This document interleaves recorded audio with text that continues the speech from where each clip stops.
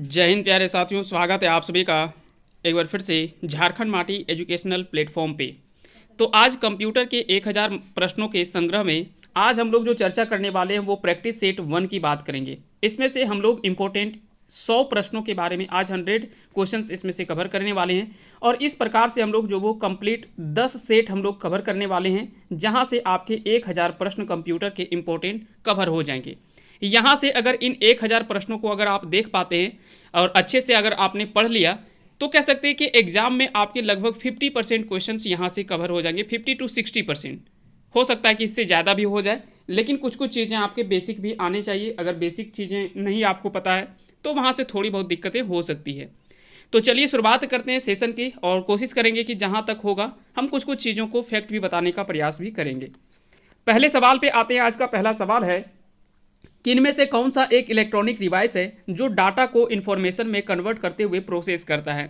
तो प्रोसेसर, बता दें कि प्रोसेसर एक इलेक्ट्रॉनिक डिवाइस है जो डाटा को इन्फॉर्मेशन में कन्वर्ट करते हुए प्रोसेस करता है। प्रोसेसर मुख्य रूप में 3 कार्य होता है: यूजर द्वारा दिए गए निर्देशों को लेना, एग्जीक्यूट करना और वांछित परिणाम प्रदान करना। तो ये जो वो 3 जो वो कार्य होते हैं प्रोसेसर के मुख्य रूप में। प्रोसेसर के कई प्रकार होते हैं: single core processor, dual core processor, quad core processor, hexa core processor, octa, Deka core processor. इस तरह से प्रोसेसर के कई टाइप भी होते हैं। तो इसका जो सही आंसर हो जाएगा वो ऑप्शन ए इसका राइट आंसर हो जाएगा।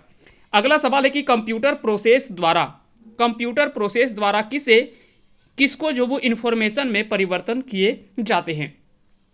तो कंप्यूटर प्रोसेस के द्वारा डाटा को इंफॉर्मेशन में परिवर्तित किए जाते हैं। तो यहाँ पे जो आंसर हो जाएगा वो हो जाएगा डाटा को ही इंफॉर्मेशन में परिवर्तित करते हैं।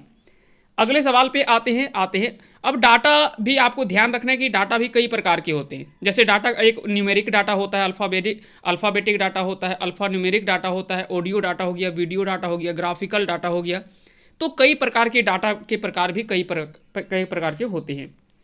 अगला सवाल है कि कंप्यूटर में जाने वाले डाटा को क्या कहते हैं। तो कंप्यूटर में दी जाने वाली डाटा को मुख्य रूप में क्या कहते हैं, तो उसे हम लोग इनपुट कहते हैं, है ना। कंप्यूटर द्वारा प्रोसेसिंग के पश्चात में सूचना या परिणामों को उपयोगकर्ताओं के समक्ष प्रदर्शित करने का कार्य जो वो आउटपुट कहलाता है।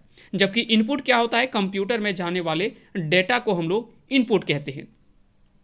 याद रखेंगे, किसी खास समस्या यानी किसी स्पेसिफिक प्रॉब्लम को सॉल्व करने के लिए लिखा जाने वाला जो स्टेप बाय स्टेप प्रोसीजर होता है उसको एल्गोरिथम कहा जाता है। तो एल्गोरिथम भी आपको याद रखना है। एल्गोरिथम किसे कहते हैं, तो किसी खास समस्या यानी किसी स्पेसिफिक प्रॉब्लम को सॉल्व करने के लिए जो लिखा जाने वाला स्टेप बाय स्टेप प्रोसीजर होता है ना, प्रोसेस जो होता है, उसी को हम लोग एल्गोरिथम कहते हैं। जबकि किसी समस्या को डायग्राम के द्वारा स्टेप बाय स्टेप हल करने की प्रोसीजर को फ्लो चार्ट कहते हैं। फ्लो चार्ट में कई प्रकार के होते हैं। स्क्वायर, रेक्टेंगल, डायमंड, एरो आदि प्रतीक के रूप में इस्तेमाल होता है। आते हैं तो इसका सही आंसर क्या हो जाएगा, तो कंप्यूटर में जाने वाले डाटा को इनपुट कहते हैं, है ना। और आउटपुट भी हमने समझ लिया कि कंप्यूटर के द्वारा जो प्रोसेसिंग के पश्चात में जो सूचना या परिणाम जो हमको प्राप्त होता है वो क्या कहलाता है, आउटपुट कहलाता है। अगला सवाल है कि कंप्यूटर की विशेषताएं या कार्य निम्नलिखित में से एक नहीं है। तो कंप्यूटर की विशेषताएं या कार्य निम्नलिखित में से एक नहीं है। तो इनमें से कौन सा एक जो वो कंप्यूटर की विशेषता या कार्य नहीं है। तो याद रखेंगे कंप्यूटर का, है ना, कंप्यूटर आकलन कंप्यूटर की विशेषता या कार्य नहीं है। तो मुख्य रूप में इसका आंसर जो हो जाएगा वो हो जाएगा ऑप्शन डी। अब समझिए कि कंप्यूटर की विशेषताएं क्या क्या है। तो कंप्यूटर की विशेषताएं या कार्य डाटा संकलन करना, डाटा संचयन करना, डाटा संसाधन करना, ये तीनों तो कार्य हैं ही। इसके अलावे कागज का प्रयोग में कमी लाना, पेपरलेस वर्क हो रहा है। इससे क्या कि एक विश्वसनीयता जग रही है ना। विविधता देखने को मिलता है यहाँ पे। विशाल भंडारण क्षमता यानी लार्ज स्टोरेज कैपेसिटी यहाँ पे मिल जाता है। त्रुटि रहित कार्य यानी एक्यूरेसी का यहाँ पे देखने को मिलता है, क्या कम से कम एकदम नाम मात्र का गलती यहाँ पे रहता है। ऑटोमेटिक कार्य जो वो हो पाता है ना। उसके बाद स्फूर्ति के रूप में देख सकते हैं। तो ये सारे इसके जो वो विशेषताएं हैं कंप्यूटर के। तो कंप्यूटर की विशेषताएं भी कई बार आपसे पूछे जाते हैं कि इनमें से कौन से कंप्यूटर की विशेषता है या नहीं है। तो ऐसे भी सवाल पूछे जाते हैं। अगला सवाल है कि कंप्यूटर में डाटा किसे कहा जाता है। कंप्यूटर में डाटा किसे कहा जाता है। तो कंप्यूटर में याद रखेंगे चिन्ह व संख्यात्मक सूचना को, है ना, चिन्ह व संख्यात्मक सूचना को डाटा कहते हैं। तो कंप्यूटर में चिन्ह व संख्यात्मक सूचना को क्या कहते हैं? डाटा कहते हैं। डाटा मुख्य रूप में दो टाइप के होते हैं, एक होता है फंडामेंटल डाटा टाइप्स और एक होता है डेराइव्ड डाटा, है ना। एक होता है फंडामेंटल डाटा और दूसरा है डेराइव्ड डाटा। फंडामेंटल डाटा में जैसे कैरेक्टर, इंटीजर, फ्लोट, डबल, ये सभी चीज़ें आ जाती हैं, जबकि डेराइव्ड डाटा में आपका array, pointer, structure, annum, union, ये सभी चीज़ें जो वो डेराइव्ड डाटा का पार्ट होता है। चलिए आगे बढ़ते हैं, आते हैं अगले सवाल पे। अगला सवाल है कि कंप्यूटर में सूचना किसे कहा जाता है? कंप्यूटर में सूचना किसे कहा जाता है? तो कंप्यूटर में सूचना एकत्रित डाटा को ही सूचना कहा जाता है ना। तो इसका आंसर हो जाएगा ऑप्शन डी। मुख्य रूप में जैसे सबसे पहले क्या है कि तथ्यों का संकलन होता है ना। सबसे पहले क्या है कि तथ्यों का संकलन हुआ, तथ्य यहाँ पे आपके पास में आया, तथ्य को क्या किया आपने? डाटा के रूप में आपने डाला, है ना, डाटा के रूप में। फिर ये डाटा क्या हुआ? डाटा ये प्रोसेस हुआ, है ना, डाटा ये प्रोसेस हुआ और प्रोसेस होने के बाद में ये जो वो सूचना निकल करके आती है ना। और यही सूचना जो मिलता है वही हमको आउटपुट कहते हैं। जो हम लोग डाटा डालते हैं वो हमारा इनपुट हुआ और बीच में जो काम होता है वो प्रोसेसिंग का काम होता है ना। तो ये तीनों फंक्शन आपको अच्छे से पता चल गया होगा। डाटा दरअसल क्या है ना कि सूचनाओं, तथ्य तथा आंकड़ों आदि का संग्रह ही होता है ना। तो डाटा क्या है? सूचना, तथ्य तथा आंकड़ों का संग्रह होता है। सूचना को दोबारा फिर से हम लोग क्या कि डाटा के रूप में कंप्यूटर द्वारा प्रोसेस किया जा सकता है। तो ये सारी चीज़ें भी आप लोग ध्यान रखेंगे। अगले सवाल पे आते हैं। अगला सवाल है कि कंप्यूटर में सीपीयू क्या होता है? कंप्यूटर में सीपीयू क्या होता है? तो सीपीयू का फुल फॉर्म तो आपको पता होगा, सेंट्रल प्रोसेसिंग यूनिट इसका फुल फॉर्म होता है। तो इसका सही आंसर हो जाएगा option C, central processing unit होता है इसका पूर्ण रूप। सीपीयू को ही कंप्यूटर का मस्तिष्क भी कहा जाता है या कंप्यूटर का दिमाग भी कहा जाता है। सीपीयू इनपुट तथा आउटपुट यूनिट से मिलकर पूरा कंप्यूटर सिस्टम बनाता है। सीपीयू के अगर भाग की बात करें तो इसमें से आता है, एक तो आता है आपका एएलयू जिसको अरिथमेटिक लॉजिक यूनिट कहा जाता है। एक आता है कंट्रोल यूनिट जिसको सीयू से हम लोग डिनोट करते हैं। अगला हो गया इसमें से आपका आता है मेमोरी यूनिट, है ना, मेमोरी यूनिट एमयू। तो ये जो वो तीनों जो वो क्या है, ये सभी सीपीयू के ही भाग हैं। तो ये सारी चीज़ें आपको ध्यान रखनी है। अगला सवाल है कि सीपीयू निम्नलिखित में से क्या है? सीपीयू निम्नलिखित में से क्या है? तो यहाँ पे ऑप्शन के अकॉर्डिंग अगर हम लोग यहाँ पे चर्चा करेंगे तो सीपीयू के विकल्प के आधार पे इसका सही आंसर हो जाएगा ऑप्शन ए यानी चिप। दरअसल पेरिफेरल एक हार्डवेयर इनपुट डिवाइस या आउटपुट डिवाइस है जो कंप्यूटर को अतिरिक्त कार्य क्षमता देता है ना। तो याद रखेंगे इंटीग्रेटेड सर्किट एक छोटा अर्धचालक आधारित इलेक्ट्रॉनिक उपकरण है। तो इसका सही आंसर क्या हो जाएगा? ऑप्शन ए इसका राइट आंसर हो जाएगा। अगला सवाल है कि कंप्यूटर द्वारा किया गया बुनियादी कार्य क्या है, यानी कंप्यूटर का बेसिक ऑपरेशन क्या है? तो इसके अकॉर्डिंग यहाँ पे याद रखेंगे इसका अरिथमेटिक ऑपरेशन भी है, लॉजिकल ऑपरेशन भी है और डाटा स्टोरेज, ये तीनों जो है वो बुनियादी कार्य में आता है। तो कंप्यूटर के बुनियादी कार्यों में अगर बात करें तो यहाँ से कई बार सवाल पूछे जाते हैं कि कंप्यूटर द्वारा किया गया इनमें से बुनियादी कार्य क्या है। तो आंकिक कार्य करना, तार्किक कार्य करना, डाटा संग्रहण, ये सभी जो वो कंप्यूटर के बुनियादी कार्य है। कंप्यूटर सिस्टम के 4 बुनियादी कार्य निम्न रूप से है, आपको ध्यान रखना है। एक तो हो गया इनपुट आउटपुट, है ना, एक तो आपका हो गया इनपुट और आउटपुट, इनपुट एंड आउटपुट, एक तो आपका ये हो गया बुनियादी कार्यों में। दूसरा इसमें से जो आता है वो आता है प्रोसेसिंग, दूसरा इसमें आता है प्रोसेसिंग का, है ना, और तीसरा जो इसमें आता है वो आता है आपका स्टोरेज का, है ना, स्टोरेज का। उसके बाद चौथा जो इसमें आता है वो आपका आता है कंट्रोलिंग का, है ना, नियंत्रण का। तो ये मुख्य रूप में बुनियादी कार्यों में अगर हम बात करें कंप्यूटर के तो ये बुनियादी कार्यों में शामिल है ना। तो कई बार सवाल यहाँ से भी पूछे जाते हैं कि कंप्यूटर सिस्टम के इनमें से कौन सा बुनियादी कार्य है या कौन सा नहीं है, ऐसे भी सवाल जो वो पूछे जाते हैं आपके एग्जाम में। तो इसका सही आंसर हो जाएगा ऑप्शन डी, यानी ये सभी कार्य जो वो कंप्यूटर के द्वारा किया गया बुनियादी कार्यों में शामिल है। इनमें से कौन सा एक नॉन न्यूमेरिक डाटा का उदाहरण है? तो इनमें से कौन सा एक जो वो नॉन न्यूमेरिक डाटा का एक उदाहरण है? तो याद रखेंगे एम्प्लॉय एड्रेस जो है वो एक नॉन न्यूमेरिक डाटा का एक उदाहरण है। जिसको हम लोग कह सकते हैं कि गैर संख्यात्मक वह डाटा होता है जो प्रकृति में गुणात्मक है और मात्रा या राशि को नहीं दर्शाता है ना, तो उसी को क्या कहते हैं, गैर संख्यात्मक। और न्यूमेरिक डाटा क्या होता है, तो न्यूमेरिक डाटा वह डाटा होता है जिसे मापा या गिना जा सकता है। जैसे हम लोग अगर बात करें कि आज हमारे क्लास में जो 60 छात्र जो थे वो ऑनलाइन थे, जिसमें से 20 छात्र जो वो क्या है गर्ल्स थे, है ना, 20 उसमें से गर्ल्स थी और जो भी बचा वो बॉयज़ थे। तो इस प्रकार से यहाँ से ये सारी चीज़ें जो वो हम न्यूमेरिक डाटा के अंतर्गत कर सकते हैं। हवाई जहाज पर लोड किया गया सामान का वजन जो होता है वो भी जो वो इसी न्यूमेरिक डाटा के अंतर्गत आता है। जबकि गैर संख्यात्मक यानी नॉन न्यूमेरिक डाटा जो होता है वो ऐसा डाटा होता है जो प्रकृति में गुणात्मक है, जिसको मात्रा या तो फिर राशि को नहीं दर्शाता है, तो उसको हम क्या कहते हैं, गैर संख्यात्मक डाटा कहते हैं। तो इसका सही आंसर क्या हो जाएगा, एम्प्लॉय एड्रेस इसका जो वो राइट आंसर हो जाएगा, यानी ऑप्शन ए इसका सही आंसर हो जाएगा। अगला सवाल है कि कंप्यूटर एक ऐसा उपकरण है जो सिर्फ गणक ही नहीं बल्कि किसको जो वो किस सूचना को संशोधित करने वाला एक साधन भी है। तो याद रखेंगे कंप्यूटर एक ऐसा उपकरण है जो सिर्फ गणक ही नहीं, है ना, सिर्फ गणक ही नहीं बल्कि गणितीय और अगणितीय, है ना, गणितीय और अगणितीय सूचना को भी संसाधित करने वाला एक साधन भी है। तो इसका सही आंसर हो जाएगा ऑप्शन डी, यानी ए तथा बी दोनों इसका राइट आंसर हो जाएगा।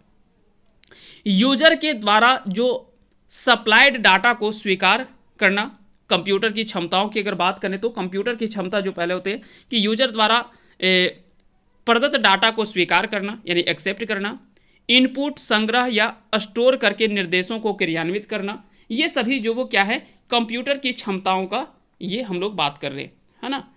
इसके अलावा और भी कई सारी चीज़ें होती हैं, जैसे यूजर को आवश्यकता अनुसार से आउटपुट या परिणाम देना, गणितीय क्रियाओं व तार्किक क्रियाओं को क्रियान्वित करना, ये सभी काम जो वो इसके मुख्य रूप में कार्य होते हैं। चलिए आगे बात करते हैं, आते हैं अगले सवाल पे। मानव मन तथा कंप्यूटर में किसकी गति अधिक है, मानव मन तथा कंप्यूटर में किसकी गति जो वो अधिक है। तो याद रखेंगे इन दोनों में जब तुलना किया जाता है तो मानव मन तथा कंप्यूटर में मानव मन की गति जो वो अधिक होती है। कंप्यूटर के प्रोसेसर की गति जो वो हर्ट्ज में मापा जाता है। कई बार सवाल यहाँ से पूछा जाता है कि कंप्यूटर की गति जो वो किस में मापा जाता है, तो हर्ट्ज में जो वो कंप्यूटर की गति मापी जाती है। ये आपको याद रखनी है।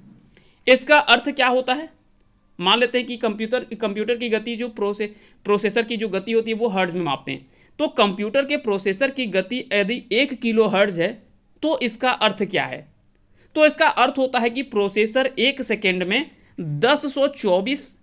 1024 निर्देशों का पालन करने में सक्षम है। तो याद रखेंगे वैसा कंप्यूटर जो 1024 निर्देशों का पालन करने में सक्षम है, तो उसको हम कह सकते हैं कि इस कंप्यूटर के प्रोसेसर की गति 1 किलो हर्ट्ज है। ठीक उसी प्रकार से यदि कंप्यूटर के प्रोसेसर 1 सेकेंड में 10,48,576 निर्देशों का पालन करता है तो उसकी गति जो वो 1 मेगा हर्ट्ज होता है। तो ये मान आपको याद नहीं रखना है, एक हमको आपको जो वो एक मोटा मोटी चीज़ें आपको जो वो बता दिए, है ना। 10 लाख लगभग 10,48,576 इतने निर्देशों का पालन अगर कंप्यूटर 1 सेकेंड में कर पाता है या करता है या निर्देशों का पालन करता है, तो उसकी गति जो मापी जाती है हम कह सकते हैं कि इस कंप्यूटर के प्रोसेसर की गति 1 मेगाहर्ट्ज है ना। तो ये सारी चीज़ें आपको ध्यान रखना है। मानव मन तथा कंप्यूटर में किसकी गति अधिक है, तो मानव मन की अधिक है। अगला सवाल है कि मनुष्य की स्मरण शक्ति कंप्यूटर की तुलना में होती है। तो मनुष्य की स्मरण शक्ति कंप्यूटर की तुलना में लगभग सामान्य होती है। तो इसका सही आंसर क्या हो जाएगा, इसका राइट आंसर हो जाएगा ऑप्शन ए। मनुष्य की स्मरण शक्ति सामान्य कंप्यूटर की तुलना में लगभग समान होती है ना, सामान्य होती है मतलब जनरल होते हैं। कंप्यूटर में मुख्य रूप में मेमोरी का प्रयोग जो वो डाटा, प्रोग्राम और अनुदेशों को अस्थायी तौर पर संग्रहित करने के लिए किया जाता है, ये तो आपको पता होगा। साथ ही साथ याद रखेंगे कि मेमोरी में वर्ड लेंथ जो है वो जितने अधिक बीट का होगा, कंप्यूटर में डाटा स्थानांतरण की गति उतनी ही अधिक होगी। तो मेमोरी में वर्ड लेंथ जितने अधिक बीट का होगा, कंप्यूटर में डेटा स्थानांतरण की गति भी जो वो उतनी ही अधिक होगी। अगले सवाल पे आते हैं। अगला सवाल है कि कंप्यूटर को किस प्रकार की बुद्धि की संज्ञा दी गई है। कंप्यूटर को किस प्रकार की बुद्धि की संज्ञा दी गई है? तो याद रखेंगे कंप्यूटर को कृत्रिम बुद्धि की संज्ञा दी गई है। ऐसा क्यों? क्योंकि कंप्यूटर को मानव ने ही तो निर्मित किया है, तो कंप्यूटर को कृत्रिम प्रकार की बुद्धि की संज्ञा दी गई है। कृत्रिम बुद्धि नाम दरअसल सबसे पहले जॉन मैकार्थी ने दिया था, है ना। तो जॉन मैकार्थी के द्वारा ही कृत्रिम बुद्धि, जिसको हम लोग आगे इसके बारे में चर्चा करेंगे, है ना। कृत्रिम बुद्धि आखिर में होता क्या है, आर्टिफिशियल इंटेलिजेंस, इसके बारे में आपको भली भांति पता होगा, है ना। तो याद रखेंगे इसका आंसर जो इंग्लिश में इसको बोलते हैं आर्टिफिशियल इंटेलिजेंस। हो सकता है कि कृत्रिम बुद्धि हिंदी थोड़ा सा ज़्यादा लग रहा होगा। तो कृत्रिम बुद्धि, प्राकृतिक बुद्धि, अब दो होता है। एक तो हो गया कृत्रिम बुद्धि, यानी जो कह सकते कि मानव के द्वारा बनाया गया, या तो हर चीज़ उसका लिमिटेड होता है, ऐसा नहीं कि वो लिमिटेड नहीं होता है। जबकि प्राकृतिक बुद्धि क्या हो गया, जो हम लोगों के पास में, जो मानवों के पास में या अन्य जीव जंतुओं के द्वारा जो बुद्धि का प्रयोग किया जाता है, उसी को हम लोग प्राकृतिक बुद्धि कहते हैं। जबकि जो मानव द्वारा निर्मित मशीन या अन्य जो भी कार्य कर रहे हैं, वो क्या हो गया, कृत्रिम बुद्धि हो गया, जिसको हम लोग आर्टिफिशियल इंटेलिजेंस कहते हैं। चलिए आगे बढ़ते हैं, आते हैं अगले सवाल पे।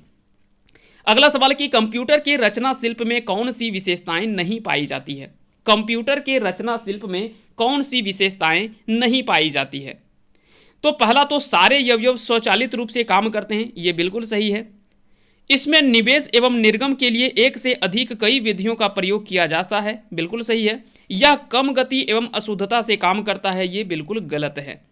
स्मृति भंडार कम कीमत अथवा लागत वाला होता है। तो ये तीनों तो ऑप्शन सही हैं, जबकि ऑप्शन सी इसमें से जो वो विशेषता कंप्यूटर की एक विशेषता नहीं है, क्योंकि कंप्यूटर हमेशा शुद्धता के नाम से उसमें से नाम मात्र का अशुद्धि होता है, अशुद्धि वो लगभग होता ही नहीं है ना। इसीलिए एक्यूरेसी के लिए तो भी कंप्यूटर जाना जाता है, तो इसकी विशेषता भी यही है। इसलिए इसका सही आंसर, जो गलत आंसर है वो ऑप्शन सी है, बाकी के तीन ऑप्शन जो वो सही है ना। आगे बढ़ते हैं, अगले सवाल पे आते हैं। अगला सवाल है कंप्यूटर के प्रमुख तकनीकी कार्य में कौन सा शामिल है? तो कंप्यूटर के प्रमुख तकनीकी कार्य, अब कंप्यूटर के प्रमुख तकनीकी कार्यों में अगर बात करें तो सबसे पहला जो आता है वो डाटा का संकलन तथा निवेशन, डाटा का संचयन और डाटा संशोधन तथा इंफॉर्मेशन का निर्गमन या पुनर्निर्गमन। ये सभी जो वो कंप्यूटर के तकनीकी कार्यों का कह सकते हैं कि इसमें से शामिल है। तो इसका सही आंसर हो जाएगा ऑप्शन डी, इसका राइट आंसर हो जाएगा, यानी ए और बी और सी, ये तीनों ऑप्शन इसका सही आंसर हो जाएगा। अगला सवाल है कि कंप्यूटर की क्षमता है, तो कंप्यूटर की क्षमता कितनी है? सीमित है, असीमित है, निम्न है या उच्च है? तो बता दें कि अब जब मानव के द्वारा निर्मित किया गया तो ऐसा नहीं कि बिल्कुल अपने आप में ये सब कुछ होगा, ऐसा नहीं है। कंप्यूटर भी एक सीमित क्षमता के अनुसार से ही काम करता है। तो कंप्यूटर की क्षमता जो वो सीमित होती है ना। ये डिपेंड करता है कि किस प्रकार का वो कंप्यूटर है। कंप्यूटर प्रयोग द्वारा कुछ ही सेकेंड में भंडारित सूचना में से आवश्यक सूचना को प्राप्त किया जा सकता है। कंप्यूटर में प्रयुक्त मेमोरी को डाटा, सूचना और निर्देशों के अस्थायी भंडारण के लिए प्रयोग किया जाता है। तो ये सारी चीजें आपको ध्यान रखनी। कंप्यूटर के कार्य प्रणाली के मुख्य अवयव में कौन शामिल नहीं है? कंप्यूटर के कार्य प्रणाली के मुख्य अवयव में कौन शामिल नहीं है? निवेश, निर्गम यानी निवेश, आउटपुट, निवेश यानी इनपुट, आउटपुट, सीपीयू या इंटरनेट। तो याद रखेंगे कंप्यूटर के कार्य प्रणाली के मुख्य अवयव में इंटरनेट शामिल नहीं है। तो इसका जो सही आंसर हो जाएगा वो ऑप्शन डी इसका राइट आंसर हो जाएगा। याद रखेंगे कंप्यूटर के कार्य प्रणाली का मुख्य अवयव इंटरनेट उसमें से शामिल नहीं होता है। कंप्यूटर के कार्य प्रणाली को मुख्य रूप में 5 भागों में बांटा गया है। पहला क्या है? इनपुट है, दूसरा आपका स्टोरेज है, तीसरा प्रोसेसिंग है, फिर आउटपुट है और पांचवा जो है वो कंट्रोल होता है। तो ये सारी चीज़ों के बारे में आपको ध्यान रखनी है। चलिए अगले सवाल पे आते हैं। अगला सवाल देखते हैं। अगला सवाल है कि इनमें से कंप्यूटर आंकड़ों का भंडारण करने वाली एक सक्षम युक्ति है, ये बिल्कुल सही है। आंकड़ों के विश्लेषण करने के लिए सक्षम है, यह भी सही है। आंकड़े का विश्लेषण अच्छे से कर सकता है, यह सक्षम है उतना। पूर्ण गोपनीयता बनाने में सक्षम है, ये भी चीज़ है। हालांकि ये कभी कभी ऐसा होता है कि कभी कभी लीकेज हो जाता है, लेकिन कहीं कहीं वो नाम मात्र का ऐसा घटना देखने को मिलता है, नहीं तो लगभग में ऐसा नहीं होता है। चौथा क्या है? कभी कभी वायरस द्वारा आक्रमित होता है। तो ये इसका जो सही आंसर हो जाएगा वो हो जाएगा ऑप्शन डी, यानी ये सभी जो वो कंप्यूटर के मुख्य रूप में जो वो विशेषता देखने को मिल सकता है है ना। तो ये कंप्यूटर जो वो इन सभी कार्यों के लिए सक्षम है। तो इसका सही आंसर क्या हो जाएगा, ऑप्शन डी इसका राइट आंसर हो जाएगा। यानी 1, 2, 3 और 4 ये तीनों जो आपका दिया हुआ है उत्तर, ये तीनों चारों उत्तर जो वो सही है, बिल्कुल चारों ऑप्शन। अगला सवाल है कि किसी व्यवस्था में कंप्यूटरीकरण में आवश्यकता होती है। तो किसी व्यवस्था में कंप्यूटरीकरण की आवश्यकता क्या होती है। तो ध्यान रखेंगे कि कंप्यूटर में उसको करने में दृढ़ इच्छा की जरूर आवश्यकता होती है, संबंधित वित्तीय संसाधनों की आवश्यकता होती है, जनशक्ति के प्रशिक्षण की आवश्यकता होती है। मान लीजिए कंप्यूटर कभी आपने पढ़ा है, जाना है नहीं है ना, सीखा है, आज अचानक आपको दे देगा लो कंप्यूटर में काम करो, कहाँ से कीजिएगा। तो उसके लिए प्रशिक्षण की आवश्यकता भी होती है ना, जनशक्ति के प्रशिक्षण की जरूरत आवश्यकता होती है, एक अत्याधुनिक संरचना की भी आवश्यकता होती है। तो ये सभी चारों इसका सही आंसर हो जाएगा, है ना। तो किसी व्यवस्था के कंप्यूटरीकरण में ये सभी चीज़ें आवश्यकता होती है ना। जब ये सभी चीज़ें होंगी तभी किसी भी विधि व्यवस्था में ये सब कुछ सुदृढ़ पूर्वक से कह सकते हैं कि ये सारी चीज़ें अच्छे से चल पाएंगी। चलिए अगले सवाल पे आते हैं। अगला सवाल देख लेते हैं, कंप्यूटर के कार्य करने का सिद्धांत क्या है। तो कंप्यूटर करने का जो कार्य का सिद्धांत है वो किस सिद्धांत पर काम करता है, तो प्रोसेस के सिद्धांत पर काम करता है। कंप्यूटर के कार्य करने का सिद्धांत जो वो प्रोसेस है। प्रोसेसर के द्वारा, याद रखेंगे, इनपुट डाटा और आंकड़ों को अंक गणित तथा तार्किक निर्देशानुसार से कार्यों का विश्लेषण किया जाता है। जैसे अगर हम लोग बात करेंगे, जैसे यहाँ पे इनपुट है ना, यहाँ पे इनपुट आया, एक बार फिर से देख लेते हैं। जैसे हम लोगों ने यहाँ पे इनपुट की बात की, ठीक है, इनपुट के बाद में जब ये जाता है तो यहाँ पे आ गया सीपीयू, है ना, सीपीयू हो गया। सीपीयू में यहाँ पे दो होता है, एक तो होता है रैम और एक होता है रोम, रैंडम एक्सेस मेमोरी, और एक होता है रीड ओनली मेमोरी। तो ये दोनों जो वो सीपीयू के में ही आते हैं। और यहाँ से जो होता है, यहाँ के बाद में ये क्या होता है, आउटपुट। इसके बाद यहाँ पे क्या होता है, आउटपुट, है ना। तो ये तीनों चीज़ें आपको ध्यान रखनी है, प्रोसेस के रूप में याद रखेंगे, है ना।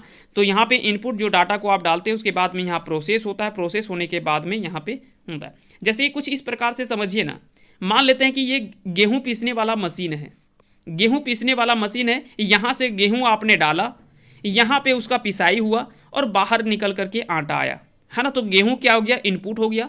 प्रोसेस में जो आटा पिसाई हो रहा है मशीन में, वो कह सकते हैं कि प्रोसेस हो गया। और आउटपुट क्या हो गया, जो आपका आटा मिल गया, है ना। तो ये आउटपुट के रूप में आप मान सकते हैं। तो चीज़ों को आसानी से आप समझ सकते हैं इस प्रकार से, है ना।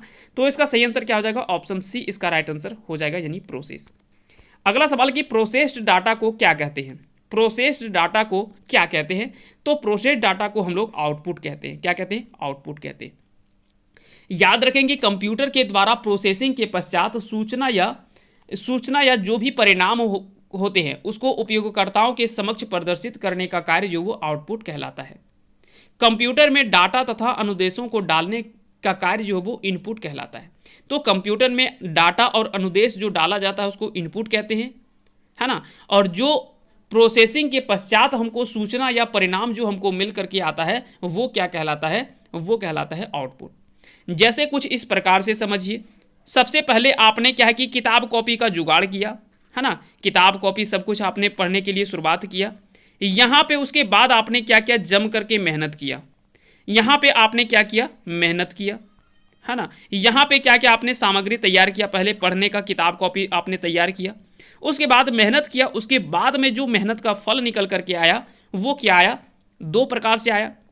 या तो आपके पास में काफ़ी ज़्यादा तजुर्बा आया, या तो आपके पास में एक अच्छा सा रिजल्ट आया, है ना। तो ये दोनों चीज़ें आया, तो ये निकल करके जो रिजल्ट आता है वही आउटपुट कहलाता है। जो सामग्री आपने तैयार किया कि ताकि वहाँ पे आगे जो जो ज़रूरत पड़ने वाला है, तो उसके लिए जो सामग्री हुआ वो इनपुट हुआ जो आपने दिया, है ना।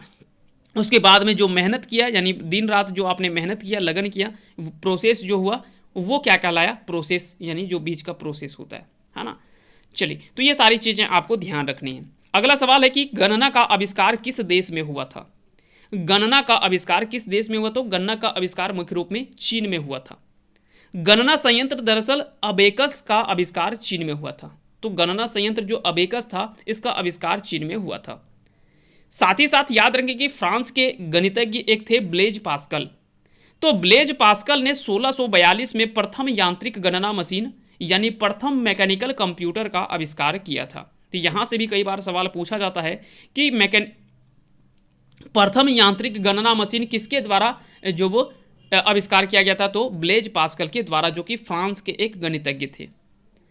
वहीं ब्रिटिश गणितज्ञ चार्ल्स बेबेज ने 1822 में डिफरेंस इंजन का, है ना, डिफरेंस इंजन का आविष्कार किया जो भाप से चलता था।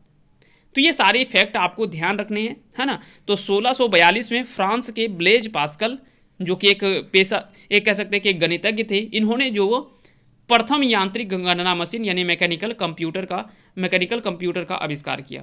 जबकि 1822 ईस्वी में चार्ल्स बेबेज के द्वारा, जो कि एक ब्रिटिश गणितज्ञ थे, है ना, ब्रिटिश गणितज्ञ थे चार्ल्स बेबेज, जिन्होंने 1822 ईस्वी में डिफरेंस इंजन का आविष्कार किया था।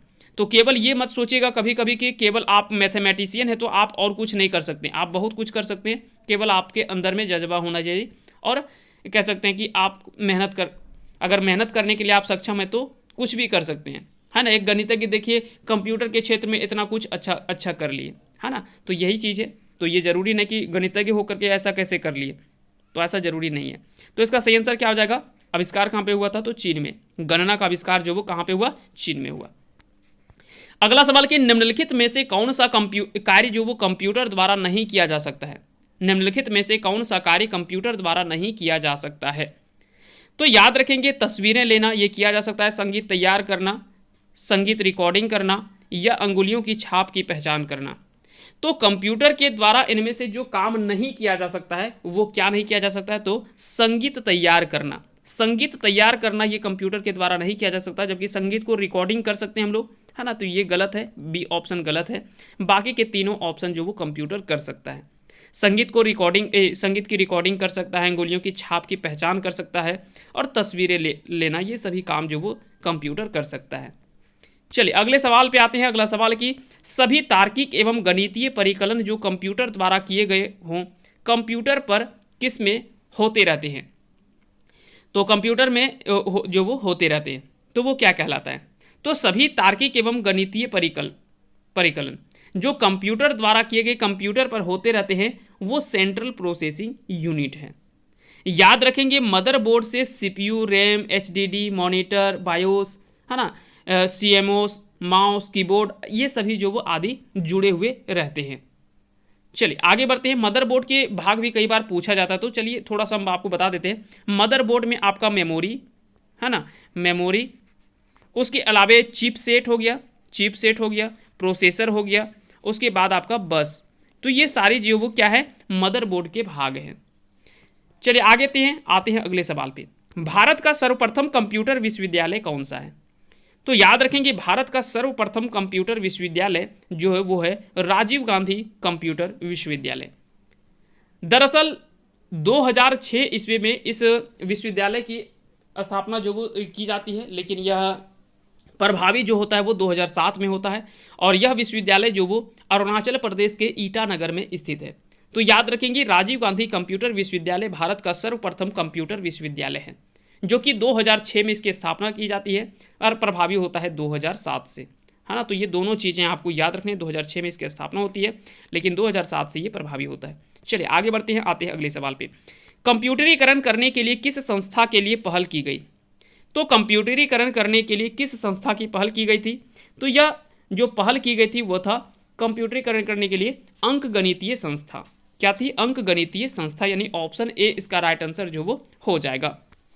अगला सवाल कि व्यक्तिगत तौर पर किस कंप्यूटर का प्रयोग किया जाता है? तो व्यक्तिगत तौर पर किस कंप्यूटर का प्रयोग जो वो किया जाता है? तो हम लोग जो व्यक्तिगत तौर पर जो कंप्यूटर का प्रयोग करते हैं वो हम लोग माइक्रो कंप्यूटर का प्रयोग करते हैं। कौन सा? माइक्रो कंप्यूटर का प्रयोग करते हैं। अब यहाँ पे सवाल उठता है कि माइक्रो कंप्यूटर आखिर में होता क्या है भाई? तो याद रखेंगे, desktop computer, personal computer, laptop, notebook, computer, tablet, smartphone, ये सभी जो वो माइक्रो कंप्यूटर के विभिन्न रूप हैं, है ना। तो ये सारी चीज़ें आपको ध्यान रखनी। एक और आपका सवाल होगा कि मेन फ्रेम कंप्यूटर क्या होता है? तो मेन फ्रेम कंप्यूटर में टाइप शेयरिंग तथा मल्टी प्रोग्रामिंग ऑपरेटिंग सिस्टम का प्रयोग किया जाता है। मेन फ्रेम कंप्यूटर का उपयोग बड़ी बड़ी कंपनियों में, जैसे बैंक हो गया, रेलवे, आरक्षण, रक्षा अनुसंधान वगैरह हो गया, या तो फिर अंतरिक्ष विज्ञान आदि के क्षेत्र में इसका प्रयोग जो वो किया जाता है। चलिए आगे बढ़ते हैं, आते हैं अगले सवालों पे। अगला सवाल है कि भारत में निर्मित प्रथम कंप्यूटर का नाम क्या था। तो भारत में निर्मित प्रथम कंप्यूटर का नाम क्या है, तो इसका याद रखेंगे। इसका सही आंसर क्या हो जाएगा, इसका सही आंसर आप सभी को अच्छे से पता होगा, सिद्धार्थ इसका सही आंसर हो जाएगा, यानी ऑप्शन बी है। काफी आसान सा सवाल है। सिद्धार्थ कंप्यूटर को भारत इलेक्ट्रॉनिक्स निगम लिमिटेड ने बनाया था। हो सकता है कि यह सवाल आपसे पूछ ले कि सिद्धार्थ कंप्यूटर को किसके द्वारा बनाया गया था, तो भारत इलेक्ट्रॉनिक्स निगम लिमिटेड ने सिद्धार्थ कंप्यूटर को बनाया था। भारत का प्रथम सुपर कंप्यूटर अगर आपसे पूछ ले तो परम 8000 है ना, परम 8000 जो वो भारत का प्रथम सुपर कंप्यूटर है। ठीक है।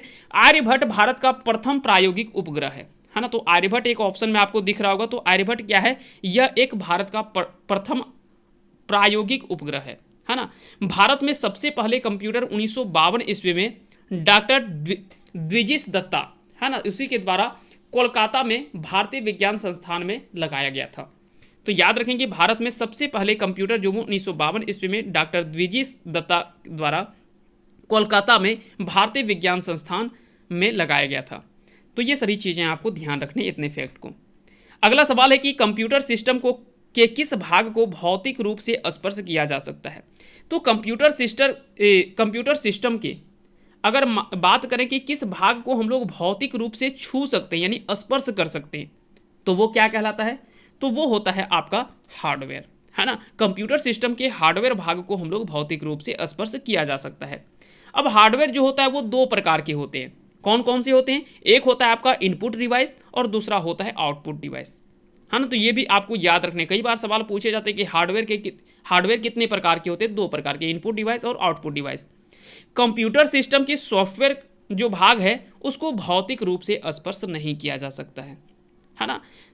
सॉफ्टवेयर यूजर दरअसल क्या है कि सॉफ्टवेयर जो होता है ना, सॉफ्टवेयर जो होता है वो यूजर तथा हार्डवेयर के बीच में संबंध स्थापित करता है ना। तो सॉफ्टवेयर जो है वो यूजर तथा हार्डवेयर के बीच में संबंध स्थापित करता है सॉफ्टवेयर, और सॉफ्टवेयर को हम लोग भौतिक रूप से स्पर्श नहीं कर सकते, जबकि हार्डवेयर को हम लोग स्पर्श कर सकते हैं। तो इसका सही आंसर क्या हो जाएगा, ऑप्शन सी इसका राइट आंसर हो जाएगा। अगला सवाल कि 0 से 9 तक की को क्या कहा जाता है। तो 0 से 9 तक के की को क्या कहा जाता है, तो इसे कहा जाता है न्यूमेरिक की। क्या कहा जाता है, इसे न्यूमेरिक की कहा जाता है। 0 से 9 तक की को न्यूमेरिक की कहलाती है। और कीबोर्ड में दाएं और कैलकुलेटर के में कह सकते हैं कि समान स्थित बटनों की संख्यात्मक कीपैड कहलाता है। फंक्शन बटन की भी आपको पता ही होगा, जैसे F1, F2 इस तरह से करके आपका F12 तक आपको एक बटन दे रखा होता है, जिसको हम लोग क्या कहते हैं, फंक्शन की कहते हैं है ना, फंक्शन बटन। तो ये सभी चीज़ें आपको ध्यान रखनी है। अगला सवाल कि फिजिकल पार्ट्स फिजिकल पार्ट्स कहते हैं। तो फिजिकल पार्ट्स किसे कहा जाता है, तो फिजिकल पार्ट्स जो वो हार्डवेयर को कहते हैं। किसे कहते हैं, हार्डवेयर को कहते हैं। तो इसका सही आंसर हो जाएगा ऑप्शन ए। कंप्यूटर का वह भाग जिसे देख या स्पर्श कर सकते हैं उसे हम लोग हार्डवेयर कहते हैं। जैसे मदरबोर्ड, सीपीयू, कीबोर्ड और मॉनिटर, ये सभी जो वो हार्डवेयर के भाग हैं है ना। तो मदरबोर्ड, सीपीयू, कीबोर्ड और मॉनिटर ये सभी जो वो हार्डवेयर के भाग हैं, जबकि सॉफ्टवेयर का उपयोग कंप्यूटर को संचालित करने और कुछ विशिष्ट कार्यों को निष्पादित करने के लिए हम लोग जो वो करते हैं। तो दोनों चीज़ों में अंतर आपको ध्यान रखना है। सॉफ्टवेयर को हम लोग छू नहीं सकते, स्पर्श नहीं कर सकते, जबकि हार्डवेयर को हम लोग स्पर्श कर सकते हैं।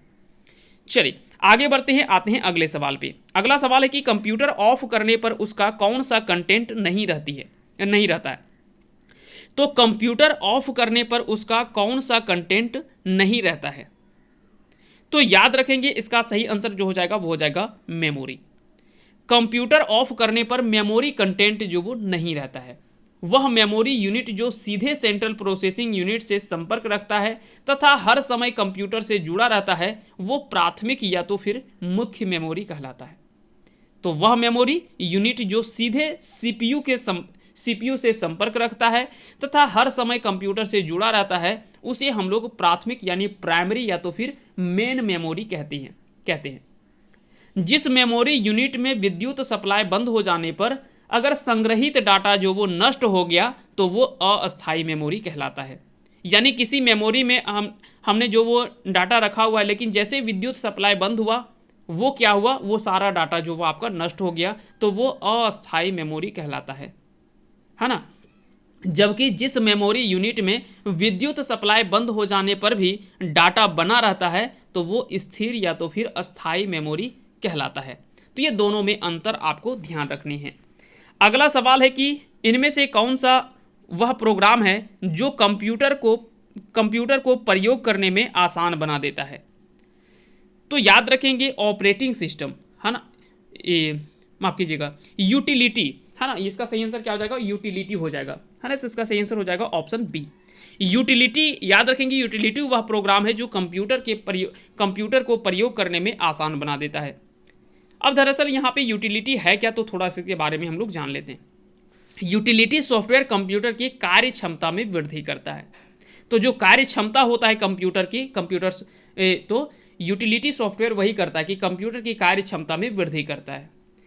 अब यूटिलिटी सॉफ्टवेयर के उदाहरण कौन कौन से हो सकते हैं, तो कई सारे उदाहरण है। डिस्क फॉर्मेटिंग है ना, डाटा या फाइल कंप्रेशन यूटिलिटी है, फाइल मैनेजर है, एंटीवायरस यूटिलिटी है, डिस्क क्लीन अप है, बैकअप प्रोग्राम है, डिस्क फॉर्मेंटेशन है, जैसे कई सारे यूटिलिटी सॉफ्टवेयर के उदाहरण भी आपको मिल जाएंगे। अगले सवाल पे आते हैं। अगला सवाल है कि इनमें से कौन सा एक बॉक्स है जिसमें कंप्यूटर सिस्टम में सर्वाधिक महत्वपूर्ण भाग होते हैं। तो वह एक बॉक्स है जिसमें कंप्यूटर सिस्टम में सबसे या सर्वाधिक जो वो महत्वपूर्ण भाग होते हैं। तो इसका सही आंसर क्या हो जाएगा, इसका राइट आंसर हो जाएगा सिस्टम यूनिट, इसका जो वो सही आंसर हो जाएगा। सिस्टम यूनिट जो वो एक बॉक्स है जिसमें कंप्यूटर सिस्टम में सर्वाधिक महत्वपूर्ण भाग होते हैं। कंप्यूटर सिस्टम यूनिट के प्रकार क्या क्या हैं, तो desktop computer system unit, notebook computer system unit, tablet PC system unit, उसके अलावा hand held computer system unit होता है। ये सभी जो वो कंप्यूटर सिस्टम यूनिट के प्रकार होते हैं। अगला सवाल है कि एक सॉफ्टवेयर जो कंप्यूटर सिस्टम को कार्यान्वित या नियंत्रित करता है उसे क्या कहा जाता है। तो एक सॉफ्टवेयर जो कंप्यूटर सिस्टम को कार्यान्वित या नियंत्रित करता है तो उसे हम लोग क्या कहते हैं, उसे हम लोग कहते हैं ऑपरेटिंग सिस्टम। क्या कहते हैं, उसे हम लोग ऑपरेटिंग सिस्टम कहते हैं। तो एक सॉफ्टवेयर जो कंप्यूटर सिस्टम को कार्यान्वित व नियंत्रित करता है उसे हम लोग ऑपरेटिंग सिस्टम कहते हैं। तो इसका सही आंसर क्या हो जाएगा, ऑप्शन ए इसका राइट आंसर हो जाएगा। तो ऐसा सॉफ्टवेयर जो कंप्यूटर सिस्टम को कार्यान्वित व नियंत्रित करता है उसे ऑपरेटिंग सिस्टम कहा जाता है। ऑपरेटिंग सिस्टम दरअसल प्रोग्रामों का वह समूह है जो कंप्यूटर सिस्टम तथा उसके विभिन्न संसाधनों के कार्यों को नियंत्रित करता है। सॉफ्टवेयर के याद रखेंगे कुछ प्रकार में अगर बात करें तो सॉफ्टवेयर के भी कुछ प्रकार होते हैं। जैसे एक होता है सिस्टम सॉफ्टवेयर, एक होता है एप्लीकेशन सॉफ्टवेयर और तीसरा होता है यूटिलिटी सॉफ्टवेयर। तो कंप्यूटर के सॉफ्टवेयर के 3 प्रकार होते हैं। जहाँ पे हम लोगों ने वन लाइनर प्रश्न हम लोग जब देख रहे थे तो वहाँ पे सारी चीज़ें हम लोगों ने ये देखा था कि कंप्यूटर के सॉफ्टवेयर के कितने प्रकार होते हैं। तो 3 हमने वहाँ पे प्रकार देखा था। पहला जो देखा था वो था सिस्टम सॉफ्टवेयर। दूसरा हम लोगों ने क्या बात किया था वो था एप्लीकेशन सॉफ्टवेयर, है ना, एप्लीकेशन सॉफ्टवेयर। और तीसरा जो हम लोगों ने बात किया था वो था यूटिलिटी सॉफ्टवेयर, है ना। तो यूटिलिटी सॉफ्टवेयर, ये 3 सॉफ्टवेयर के प्रकार हम लोगों ने देखा था। चलिए आगे बढ़ते हैं, आते हैं अगले सवाल पे। अगला सवाल है कि कंप्यूटर में अनवरत विद्युत आपूर्ति का संक्षिप्त रूप क्या है। कंप्यूटर में अनवरत विद्युत आपूर्ति का संक्षिप्त रूप क्या है। तो इसका सही आंसर क्या हो जाएगा, तो कंप्यूटर में अनवरत विद्युत आपूर्ति का संक्षिप्त रूप जो है वो यूपीएस है। क्या है, यूपीएस, इसका जो वो सही आंसर हो जाएगा। अब सवाल उठता है कि यूपीएस का फुल फॉर्म क्या होता है। तो यहाँ से भी कई बार सवाल पूछा जाता है कि यूपीएस का पूर्ण रूप क्या है। तो अनइंटरप्टेड पावर सप्लाई इसका जो वो फुल फॉर्म होता है। एक और शब्द यहाँ से पूछा जाता है, यूपीएस तो आपको बता दिए, है ना, अनइंटरप्टेड पावर सप्लाई। और एक होता है सीवीटी। सीवीटी का फुल फॉर्म क्या होता है, तो इसका फुल फॉर्म होता है कांस्टेंट, है ना, कांस्टेंट वोल्टेज ट्रांसफार्मर। तो इसका भी फुल फॉर्म कई बार आपसे परीक्षा में पूछ लिया जाता है। तो ये सारी चीज़ें आपको ध्यान रखनी है। चलिए आगे बढ़ते हैं और आते हैं अगले सवालों पे। अगला सवाल है कि कंप्यूटर का प्रत्येक कंपोनेंट या तो क्या होता है। तो कंप्यूटर का प्रत्येक कंपोनेंट जो है वो क्या होता है। तो कंप्यूटर का प्रत्येक कंपोनेंट या तो फिर आपका कह सकते हैं कि हार्डवेयर होता है या तो फिर सॉफ्टवेयर होता है। तो कंप्यूटर का प्रत्येक कंपोनेंट जो वो या तो हार्डवेयर होगा या तो फिर सॉफ्टवेयर होता है। तो इसका सही आंसर जो है वो ऑप्शन ए इसका राइट आंसर हो जाएगा। अगला सवाल है कि अनुदेशों का सेट जो कंप्यूटर को क्या करना है यहाँ बताता है कि उसे बताता है। कहता है कि अनुदेशों का वह सेट जो कंप्यूटर को क्या करना है यह बताता है, उसे हम लोग क्या कहते हैं? तो उसे हम लोग जो कहते हैं वो कहते हैं प्रोग्राम। क्या कहते हैं? उसे हम लोग प्रोग्राम कहते हैं। तो अनुदेशों का सेट जो कंप्यूटर को क्या करना है यह बताता है, उसे हम लोग प्रोग्राम कहते हैं। इसमें से याद रखेंगे, इसमें से क्या है कि इसका फ़ायदा क्या है कि जैसे एक कंफर्टेबल होता है, अंडरस्टैंडेबल होता है, समझने योग्य होता है, सामर्थ्य होता है, एफोर्डेबिलिटी होता है, सटीकता यानी एक्यूरेसी हमको मिल जाता है, और भरोसेमंद यानी ट्रस्टवर्थी होता है ना, भरोसेमंद होता है जिसको हम लोग बोलते हैं। तो ये सारे फायदे यहाँ पे देखने को मिलते हैं। चलिए अगले सवाल पे आते हैं। ऑपरेटिंग सिस्टम द्वारा सीधे हैंडल नहीं किए जाने वाले अधिकांश का निम्नलिखित में से कौन सा हैंडल कर सकता है? तो ऑपरेटिंग सिस्टम द्वारा सीधे हैंडल नहीं किए जाने वाले अधिकांश का निम्नलिखित में से कौन सा हैंडल कर सकता है? तो ऑपरेटिंग सिस्टम द्वारा सीधे हैंडल नहीं किए जाने वाले अधिकांश कार्य जो वो यूटिलिटीज हैंडल कर सकता है। क्या है? यूटिलिटीज जो वो हैंडल कर सकता है। यूटिलिटी सॉफ्टवेयर बनाने के उद्देश्य क्या है? तो यूटिलिटी सॉफ्टवेयर बनाने के उद्देश्य हैं, सबसे पहला जो है वो कंप्यूटर के कार्य को सरल बनाने में, अशुद्धियों को दूर रखने में, और सिस्टम के विभिन्न सुरक्षा कार्यों को संपादित करना। ये सभी जो वो उद्देश्य है यूटिलिटी सॉफ्टवेयर बनाने का। चलिए आगे बढ़ते हैं, आते हैं अगले सवाल पे। कंप्यूटर में काम करने के लिए किस सॉफ्टवेयर का प्रयोग किया जाता है? कंप्यूटर में काम करने के लिए किस सॉफ्टवेयर का प्रयोग किया जाता है? तो कंप्यूटर में काम करने के लिए हम लोगों को जो वो एप्लीकेशन सॉफ्टवेयर का प्रयोग किया जाता है ना। तो कंप्यूटर में काम करने के लिए एप्लीकेशन सॉफ्टवेयर का प्रयोग किया जाता है। Microsoft office Windows operating system पर आधारित एक पैकेज एप्लीकेशन सॉफ्टवेयर है। एप्लीकेशन सॉफ्टवेयर के भी भाग होते हैं, एक तो होता है आपका कस्टमाइज एप्लीकेशन सॉफ्टवेयर और दूसरा होता है सामान्य एप्लीकेशन सॉफ्टवेयर, है ना, सिंपल एप्लीकेशन सॉफ्टवेयर। तो ये दोनों चीज़ें आपको ध्यान रखनी है। चलिए तो इसका सही आंसर क्या हो जाएगा? इसका राइट आंसर हो जाएगा आपका ऑप्शन बी यानी एप्लीकेशन। कंप्यूटर में सिस्टम सॉफ्टवेयर का सबसे महत्वपूर्ण भाग कौन सा होता है?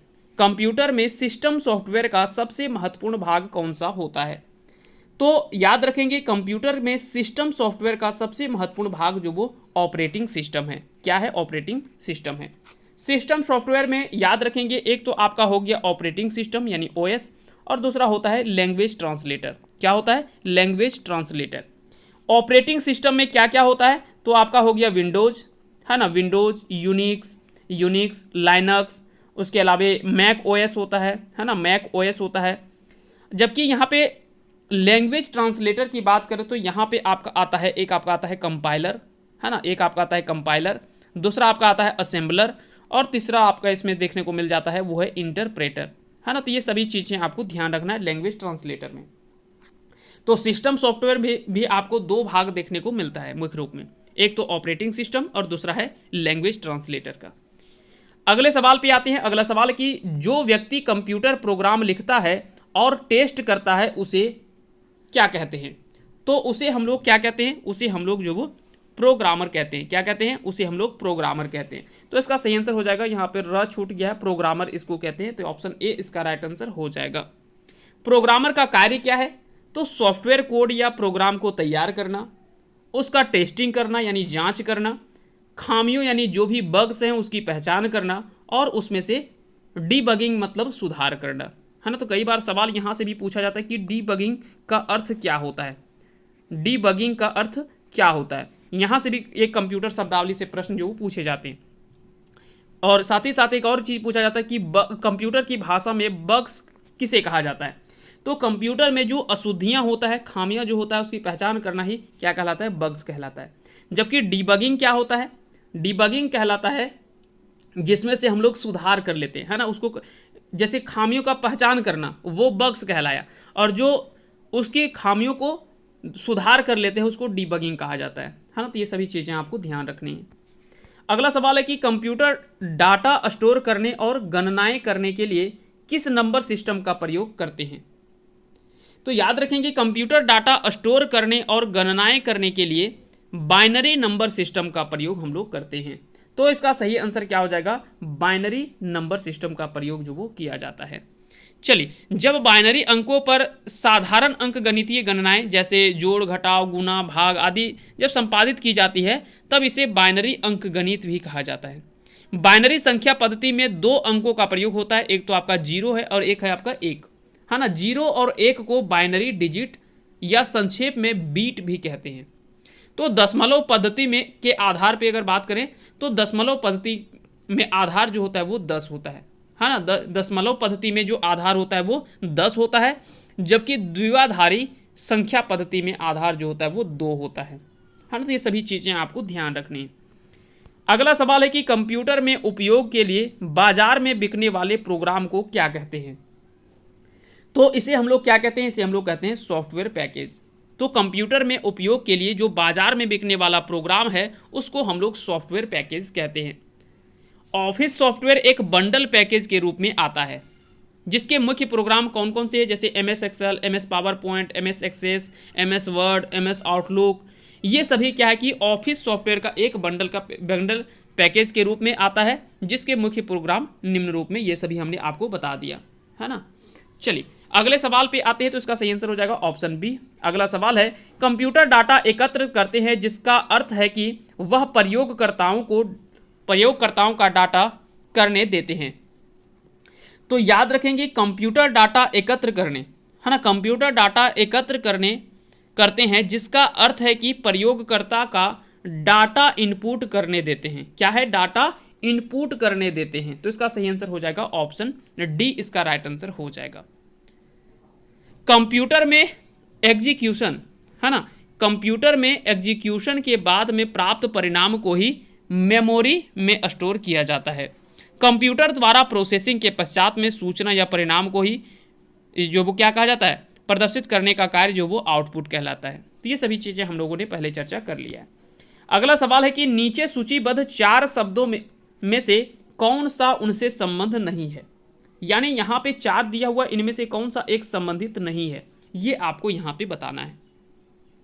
तो इसका सही आंसर क्या हो जाएगा, ऑप्शन बी यानी पेरिफेरल।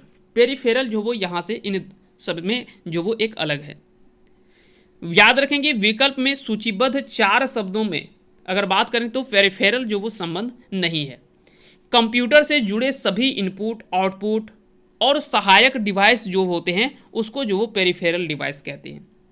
तो याद रखेंगे कंप्यूटर से जुड़े सभी इनपुट आउटपुट और सहायक डिवाइसेस को पेरिफेरल डिवाइस कहते हैं। पेरिफेरल डिवाइस के प्रकार क्या होते हैं, तो पहला तो एक तो आपका होता है इंटरनल पेरिफेरल डिवाइस यानी आंतरिक पेरिफेरल डिवाइस, जिसमें से CD, DVD, रोम, वीडियो कार्ड, इंटरनल मेमोरी ये सभी चीज़ें आ जाती हैं। जबकि बाहरी पेरिफेरल डिवाइस जो होता है उसमें से आपका आता है mouse, scanner, keyboard, light pen, joystick, digital camera, ये सभी जो वो आपका आता है बाहरी पेरिफेरल डिवाइस में। तो इसका सही आंसर क्या हो जाएगा, ऑप्शन बी इसका राइट आंसर हो जाएगा। प्रत्येक कंप्यूटर में क्या है और कई में ये भी होता है, यानी प्रत्येक कंप्यूटर में क्या है और कई कंप्यूटर में यह भी होता है। तो इसका सही आंसर क्या हो जाएगा भाई, तो प्रत्येक कंप्यूटर में ऑपरेटिंग प्रणाली है। तो ये तो आपको पता है कि प्रत्येक कंप्यूटर में ऑपरेटिंग प्रणाली है, जबकि याद रखेंगे साथ ही साथ कई कंप्यूटर में, है ना, कई में जो वो एप्लीकेशन प्रोग्राम भी होता है, कई में एप्लीकेशन प्रोग्राम भी होता है। तो इसका सही आंसर क्या हो जाएगा, ऑप्शन डी इसका राइट आंसर हो जाएगा। सॉफ्टवेयर प्रोग्रामों में नियम व क्रियाओं का वह समूह है जो कंप्यूटर सिस्टम के कार्यों को नियंत्रित करता है। हार्डवेयर अगर कहता है कि हार्डवेयर अगर इंजन है तो सॉफ्टवेयर उसका क्या है, ईंधन है। फिर से एक बार समझिए यहाँ पे चीज़ों को, है ना। तो ये सारी चीज़ें आपको ध्यान रखना है। चलिए आगे बढ़ते हैं और आते हैं अगले सवालों पे। अगला सवाल है कि कंप्यूटर सिस्टम में सभी इनपुट और आउटपुट को परिभाषित करने के लिए प्रयुक्त शब्द क्या है।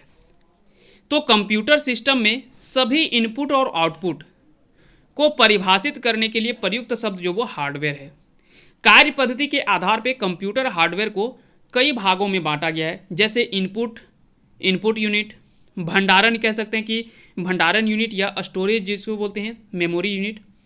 उसके अलावा है सिस्टम यूनिट। सिस्टम यूनिट में आपको पता है कि मदरबोर्ड, सीपीयू और आपका आता है मेन मेमोरी या प्राइमरी मेमोरी। और चौथा इसका जो भाग होता है वो आउटपुट यूनिट होता है।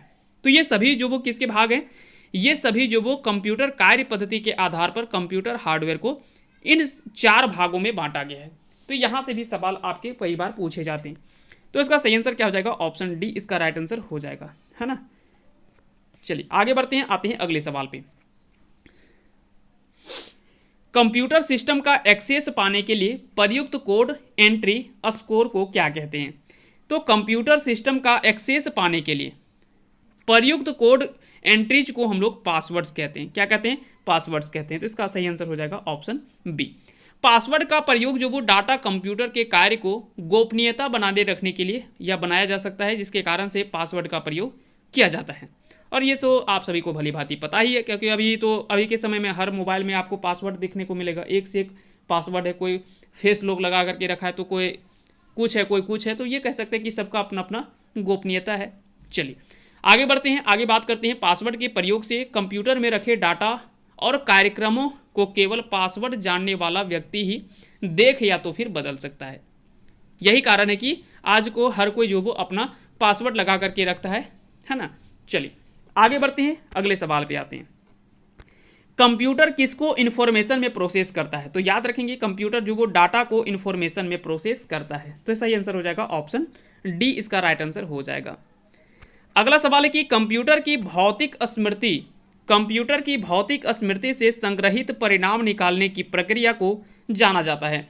तो कंप्यूटर की भौतिक स्मृति से संग्रहित परिणाम निकालने की प्रक्रिया को किस नाम से जाना जाता है।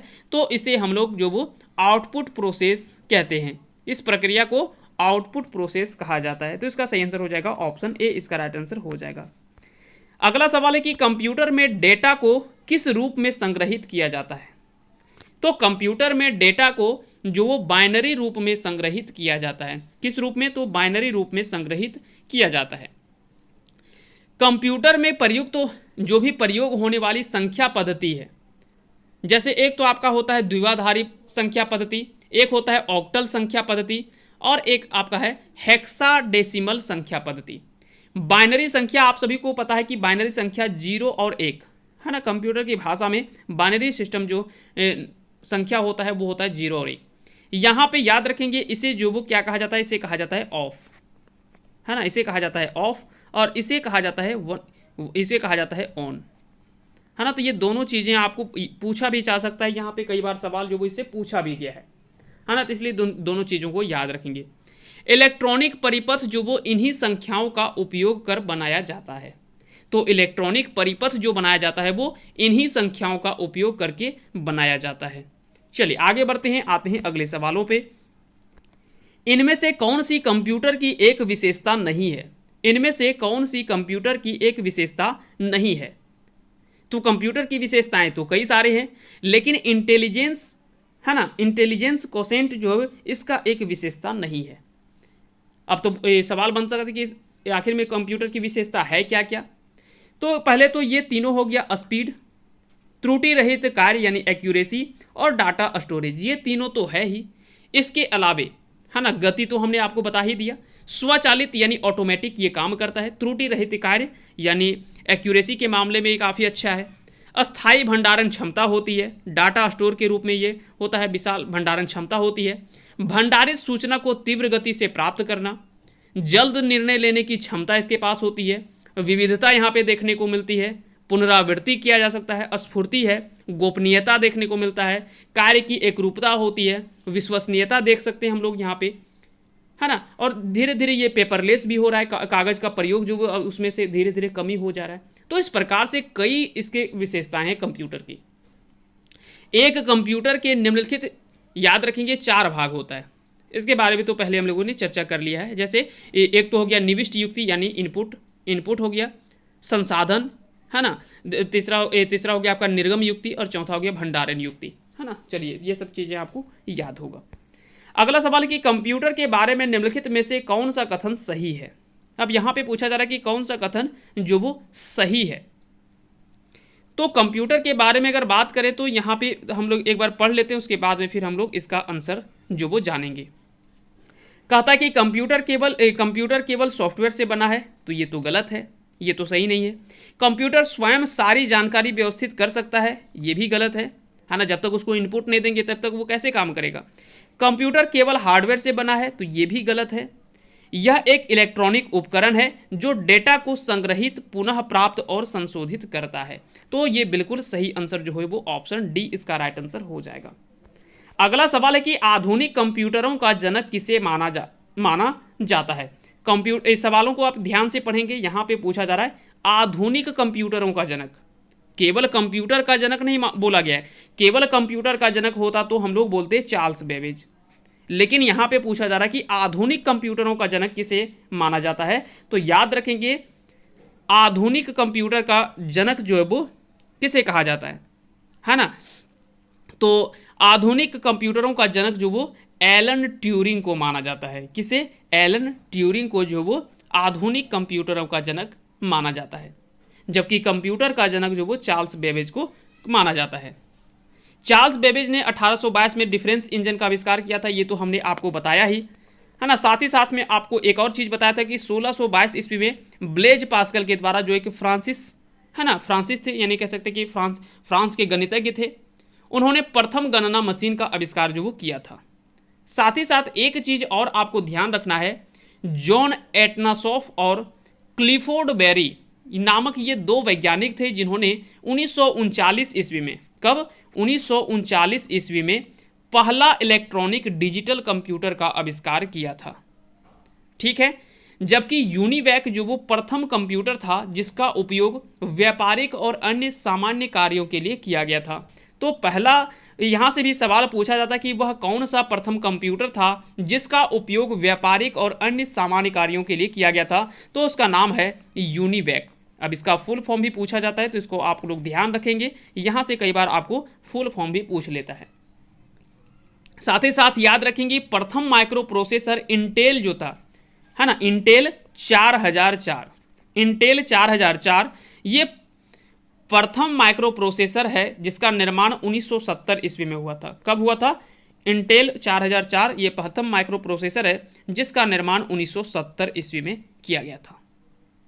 ठीक है, इंटेल कंपनी ने इसका जो वो निर्माण किया था। साथ ही साथ एक चीज और यहाँ पे आपको याद रखना कि प्रथम व्यावसायिक माइक्रो कंप्यूटर का निर्माण जो वो 1977 ईस्वी में किया गया था जिसका नाम था एप्पल 2। क्या था? उसका नाम था एप्पल 2, है ना, एप्पल 2 जो वो इसका नाम था। ठीक है, तो ये सारी चीजें आपको ध्यान रखनी है। इसका सही आंसर क्या हो जाएगा? तो आधुनिक कंप्यूटर का जनक पूछे तो एलन ट्यूरिंग, केवल कंप्यूटर का जनक पूछे तो चार्ल्स बेबेज, दोनों याद रखने हैं। कंप्यूटर प्रौद्योगिकी में वीआर का पूर्ण रूप क्या है? तो वीआर इसका कई बार सवाल यहां से पूछा जाता है, तो इसके बारे में तो आपको पता ही होगा। वर्चुअल रियलिटी इसका जो वो फुल फॉर्म होता है। अब एक तो हो गया VR, इसके बारे में हमने बात किया। एक होता है वैन, VAN, इसका फुल फॉर्म क्या होता है? तो वैल्यू एडेड नेटवर्क। एक होता है आपका VDT, इसका फुल फॉर्म क्या होता है? Visual display terminal. एक होता है आपका VGA, वीडियो ग्राफिक्स एरे, ये फुल फॉर्म होता है इसका। एक होता है आपका वॉल्ट, ये आपने कई बार सुना होगा, है ना, वॉल्ट। तो वॉल्ट का फुल फॉर्म क्या होता है? Voice over long term evolution, इसका जो फुल फॉर्म होता है। साथ ही साथ आपने कई बार पढ़ा होगा URL, तो URL का फुल फॉर्म क्या होता है? यूनिफॉर्म रिसोर्स लोकेटर, है ना, यूनिफॉर्म रिसोर्स लोकेटर इसका फुल फॉर्म होता है। USB का फुल फॉर्म होता है यूनिवर्सल सीरीज बस। WLL वायरलेस लोकल लूप इसका फुल फॉर्म होता है। तो ये कई सारे फुल फॉर्म में भी आपके प्रश्न जो वो पूछे जाते हैं। निम्नलिखित में से किस भारतीय सुपर कंप्यूटरों का जनक माना जाता है? तो निम्नलिखित में से किसे भारतीय सुपर कंप्यूटरों का जनक जो वो माना जाता है? तो याद रखेंगे विजय भाटकर को भारतीय सुपर कंप्यूटरों का जनक जो वो माना जाता है। अब सवाल उठता है कि आखिर में इसे भारतीय सुपर कंप्यूटर का जनक माना जाता है, आखिर में इनका योगदान क्या क्या रहा है? तो आपको याद होगा कि पहला सुपर कंप्यूटर वर्ष 1991 में परम 8000 का निर्माण किया गया था, इनमें इनका योगदान काफ़ी अहम था, है ना। ये तो आपको पता है कि परम 8000, है ना, परम 8000 ये आपका जो वो भारत का पहला सुपर कंप्यूटर है। कब इसका निर्माण किया गया था? वर्ष 1991 ईस्वी में, है ना, जिसमें से विजय भाटकर जी का अहम योगदान देखने को मिलता है। ठीक उसी प्रकार से उसके बाद में 1998 ईस्वी में परम 10,000 का निर्माण जो वो किया गया था। फिर उसके अलावा CDAC, ER, DC, IIT, MK CL आदि जैसे संस्थानों की स्थापना में भी इनका महत्वपूर्ण भूमिका इन्होंने निभाई है। अब यहाँ पे एक आपको नाम दिख रहा होगा, जयंत नरलीकर। जयंत नरलीकर, तो जयंत नरलीकर और सर फ्रेड रॉयल, ये दो व्यक्ति थे जिन्होंने साथ मिलकर के रॉयल नरलीकर सिद्धांत विकसित इन्होंने किया था। ठीक है, एक और आपको नाम दिख रहा है नंदन नीलेकनी। तो नंदन नीलेकनी, ये आपको पता होगा इन्फोसिस के ये सह संस्थापक के रूप में जाने जाते हैं। तो ये सभी चीजें आपको ध्यान रखनी है। अगला सवाल है कि निम्नलिखित में से कौन सा ISCII इसका सही पूर्ण रूप क्या है, इसका फुल फॉर्म क्या है? तो Indian standard code for information interchange, Indian standard code for information interchange, इसका जो वो फुल फॉर्म हो जाएगा। तो यहां से भी सवाल आपसे जो वो पूछे जाएंगे। इसका फुल फॉर्म से कई सारे सवाल जो वो परीक्षा में पूछे जाते हैं कंप्यूटर से।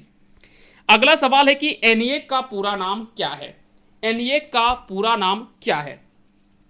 तो ENIAC का नाम, पूरा नाम बात करें तो electronic numerical integrator and computer, है ना। तो लिखेंगे नहीं, लिखा हुआ तो है ही, इसलिए इसमें से याद रखेंगे। इसका सही आंसर क्या हो जाएगा? ऑप्शन ए इसका राइट आंसर हो जाएगा, electronic numerical integrator and computer. ये जो वो ENIAC का फुल फॉर्म है। अगला सवाल है कि प्रथम पीढ़ी का कंप्यूटर है, तो प्रथम पीढ़ी का कंप्यूटर कौन सा है? तो इसका सही आंसर हो जाएगा ऑप्शन ए, यानी ENVAC, है ना, ENIAC। एक तो हो गया ये EDVAC, उसके बाद हो गया आपका यूनिवैक, ये सभी यूनिवैक 1, ये सभी जो वो प्रथम पीढ़ी के कंप्यूटर हैं। द्वितीय पीढ़ी कंप्यूटर में IBM 1401, यूनिवैक, PDP-8, ये सभी आया। तृतीय पीढ़ी में IBM 360 और PDP-11 जैसे जो वो कंप्यूटर आए थे। चौथी पीढ़ी में IBM PC और एप्पल PC आया। फिर पांचवी पीढ़ी में IBM notebook, Pentium PC, super computer, ये सभी जो वो कंप्यूटर जो वो देखने को मिलते हैं। अगला सवाल है कि एनालिटिक इंजन का निर्माण किसने किया था? तो एनालिटिक इंजन का निर्माण चार्ल्स बेबेज ने किया था। तो याद रखेंगे इसका सही आंसर क्या हो जाएगा? ऑप्शन सी इसका सही आंसर हो जाएगा। स्वचालित मशीन एनालिटिकल इंजन का निर्माण चार्ल्स बेबेज ने 1834 ईस्वी में इसका निर्माण जो वो किया था इन्होंने। इसके अलावा 1822 में गणितज्ञ चार्ल्स बेबेज ने डिफरेंस इंजन का भी आविष्कार किया था, जो भाप से चलता था लेकिन गणनाएं कर सकता था, है ना, भाप से चलता था लेकिन गणनाएं कर सकता था। एनालिटिकल इंजन का पहला प्रोग्राम लेडी एडा अगस्टा, है ना, लेडी एडा अगस्टा ने डाला था। तो एनालिटिकल इंजन में पहला प्रोग्राम जो डाला था वो किसके द्वारा? तो लेडी एडा अगस्टा ने डाला था। तो यहां से भी कई बार सवाल जो वो पूछे जाते हैं। अगले सवाल पे आते हैं। अगला सवाल है कि सर्वप्रथम आधुनिक कंप्यूटर की खोज कब हुई? तो सर्वप्रथम आधुनिक कंप्यूटर की खोज 1946 ईस्वी में हुई थी। विश्व कंप्यूटर साक्षरता दिवस याद रखेंगे 2 दिसंबर को विश्व कंप्यूटर साक्षरता दिवस जो वो मनाया जाता है। पर्सनल कंप्यूटर का जनक जो वो हेनरी एडवर्ड रॉबर्ट को कहा जाता है।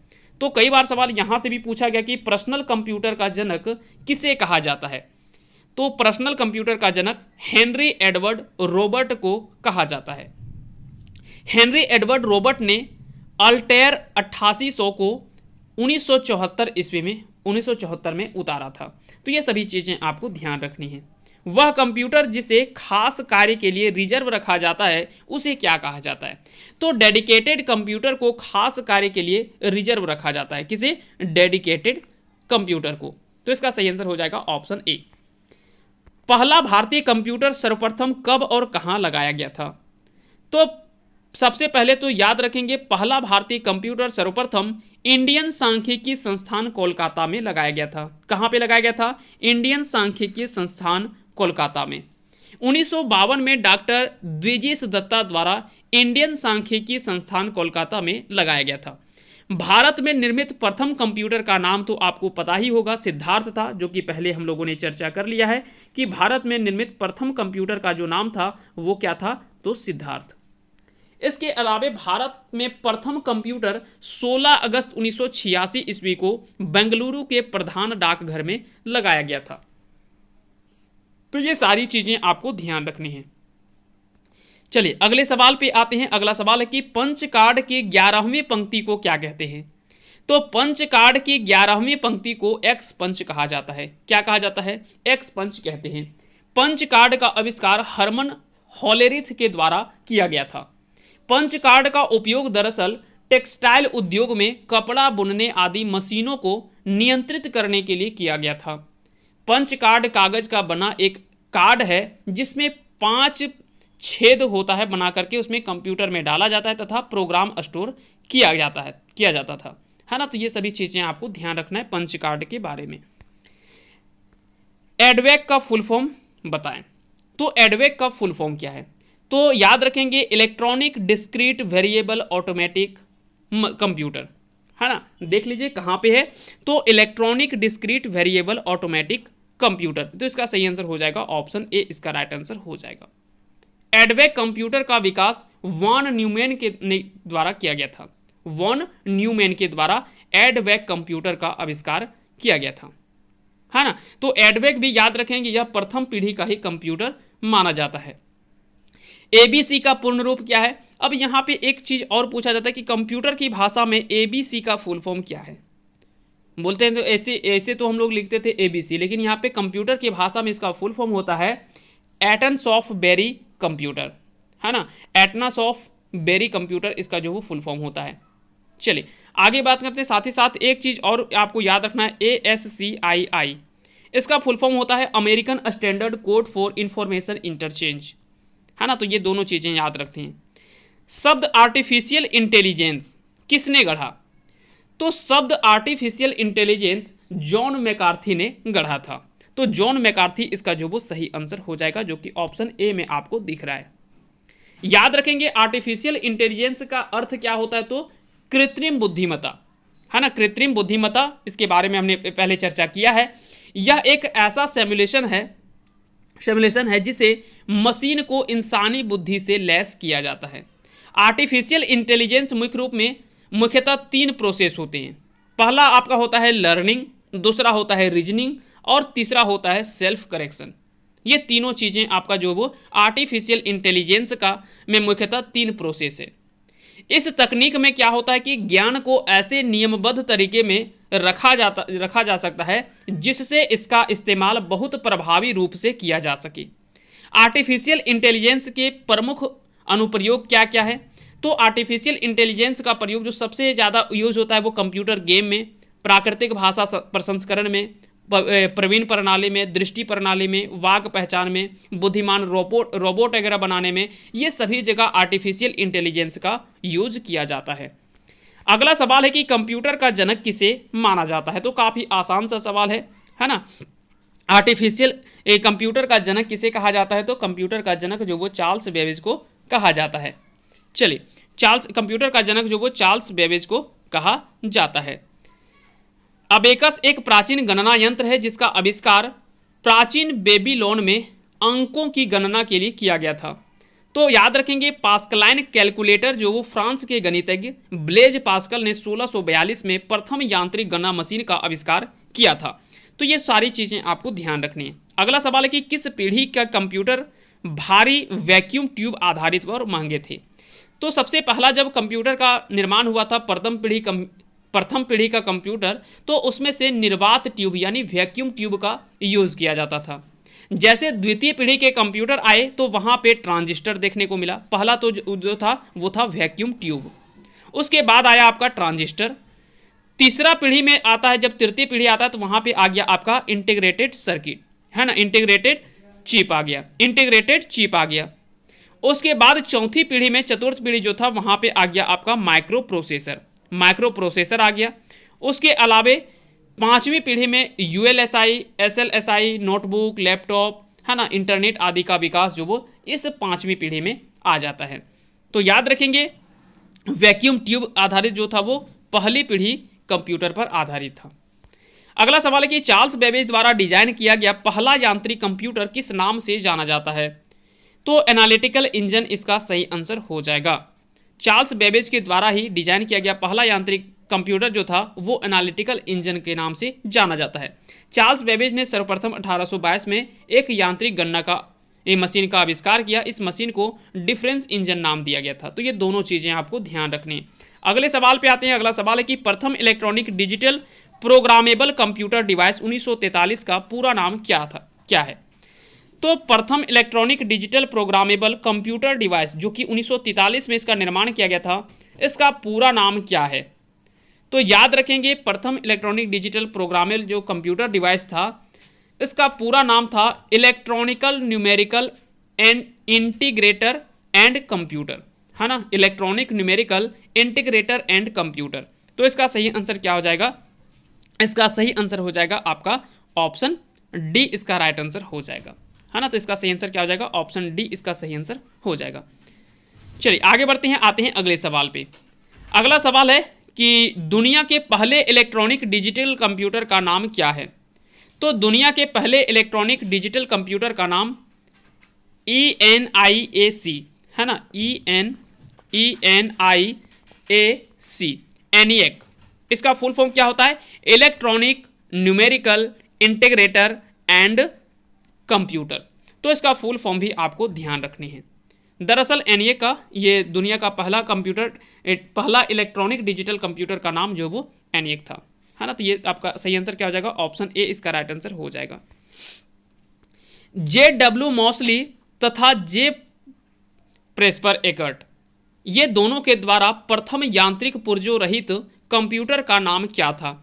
तो इन दोनों के द्वारा जो कंप्यूटर का निर्माण किया गया था उसका नाम क्या था? तो उसका नाम था आपका ENIAC, है ना। ENIAC जो इसके बारे में अभी हमने चर्चा किया। तो इसका सही आंसर हो जाएगा ऑप्शन ए, इसका राइट आंसर हो जाएगा।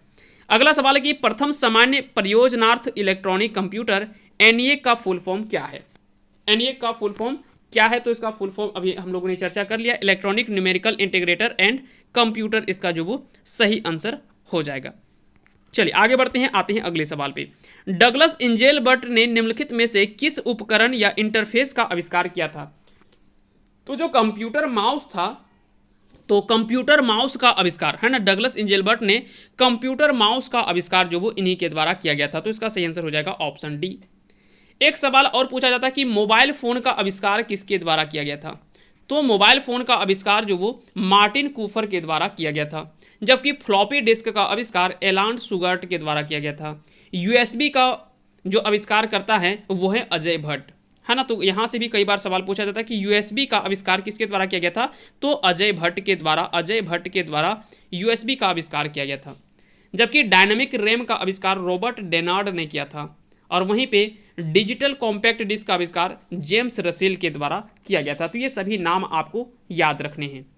फ्लॉप्स का पूर्ण रूप क्या है? फ्लॉप्स का पूर्ण रूप क्या है? तो यहाँ से अगर आपसे सवाल पूछे जाते हैं तो इस तरह के सवाल आपसे कई बार सवाल यहाँ पे एग्जाम में पूछे जाते हैं और पूछे भी गए। कई सारे सवाल ऐसे हैं जो कि रिपीटेड सवाल है ना, जो कि एग्जाम में पूछा गया है कई सारे एग्जाम्स में। तो फ्लॉप्स का पूर्ण रूप क्या होता है? फ्लॉप्स यहाँ पे लिखेंगे तो कैसे लिखेंगे? फ्लॉप्स लिखेंगे हम लोग इस तरह से, है ना।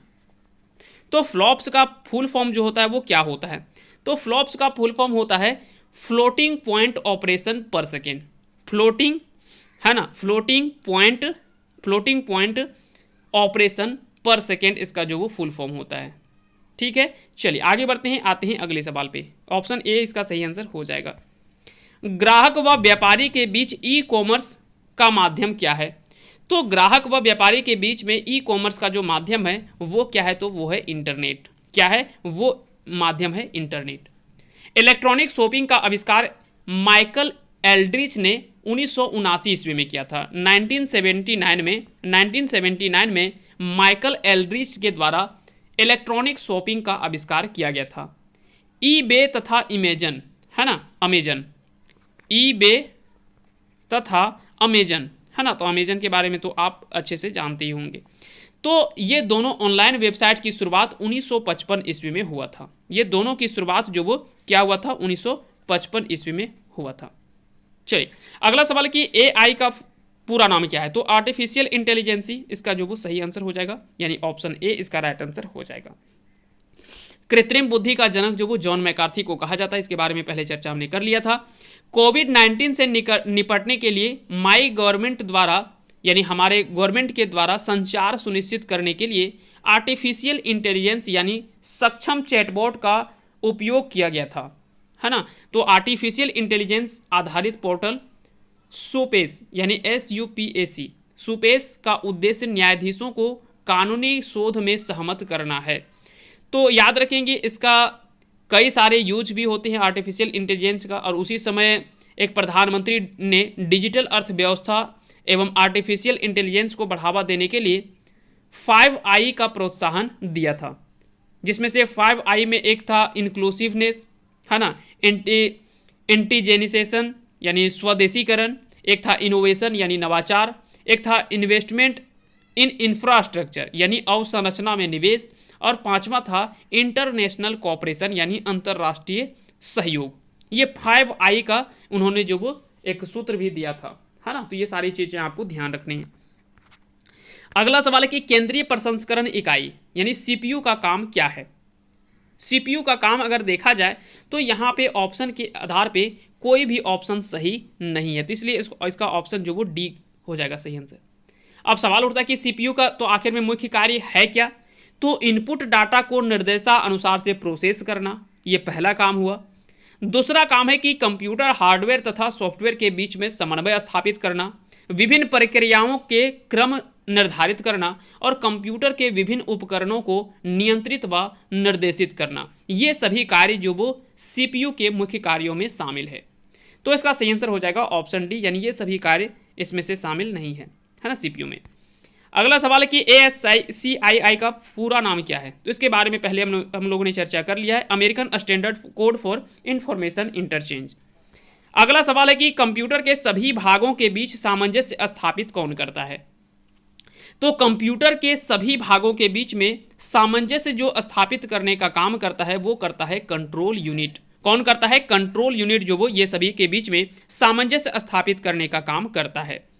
सुपर कंप्यूटरों के साथ किस प्रकार के प्रोसेसिंग स्पीड मेजरमेंट जुड़ा होता है, तो सुपर कंप्यूटरों के साथ में जो प्रोसेसिंग स्पीड मेजरमेंट जो जुड़ा होता है वो कैसा होता है, तो वो होता है आपका फ्लॉप्स प्रकार के प्रोसेसिंग स्पीड मेजरमेंट जुड़ा होता है ना। तो ये आपको अच्छे से जब आप पढ़ेंगे तो ये सब चीज़ें आपको पता चल जाएगा। 1940 के दशक में ENIAC आया था, है ना, जिसका था 10⁻² यानी 100 फ्लॉप्स था उस समय यूनिट उसका।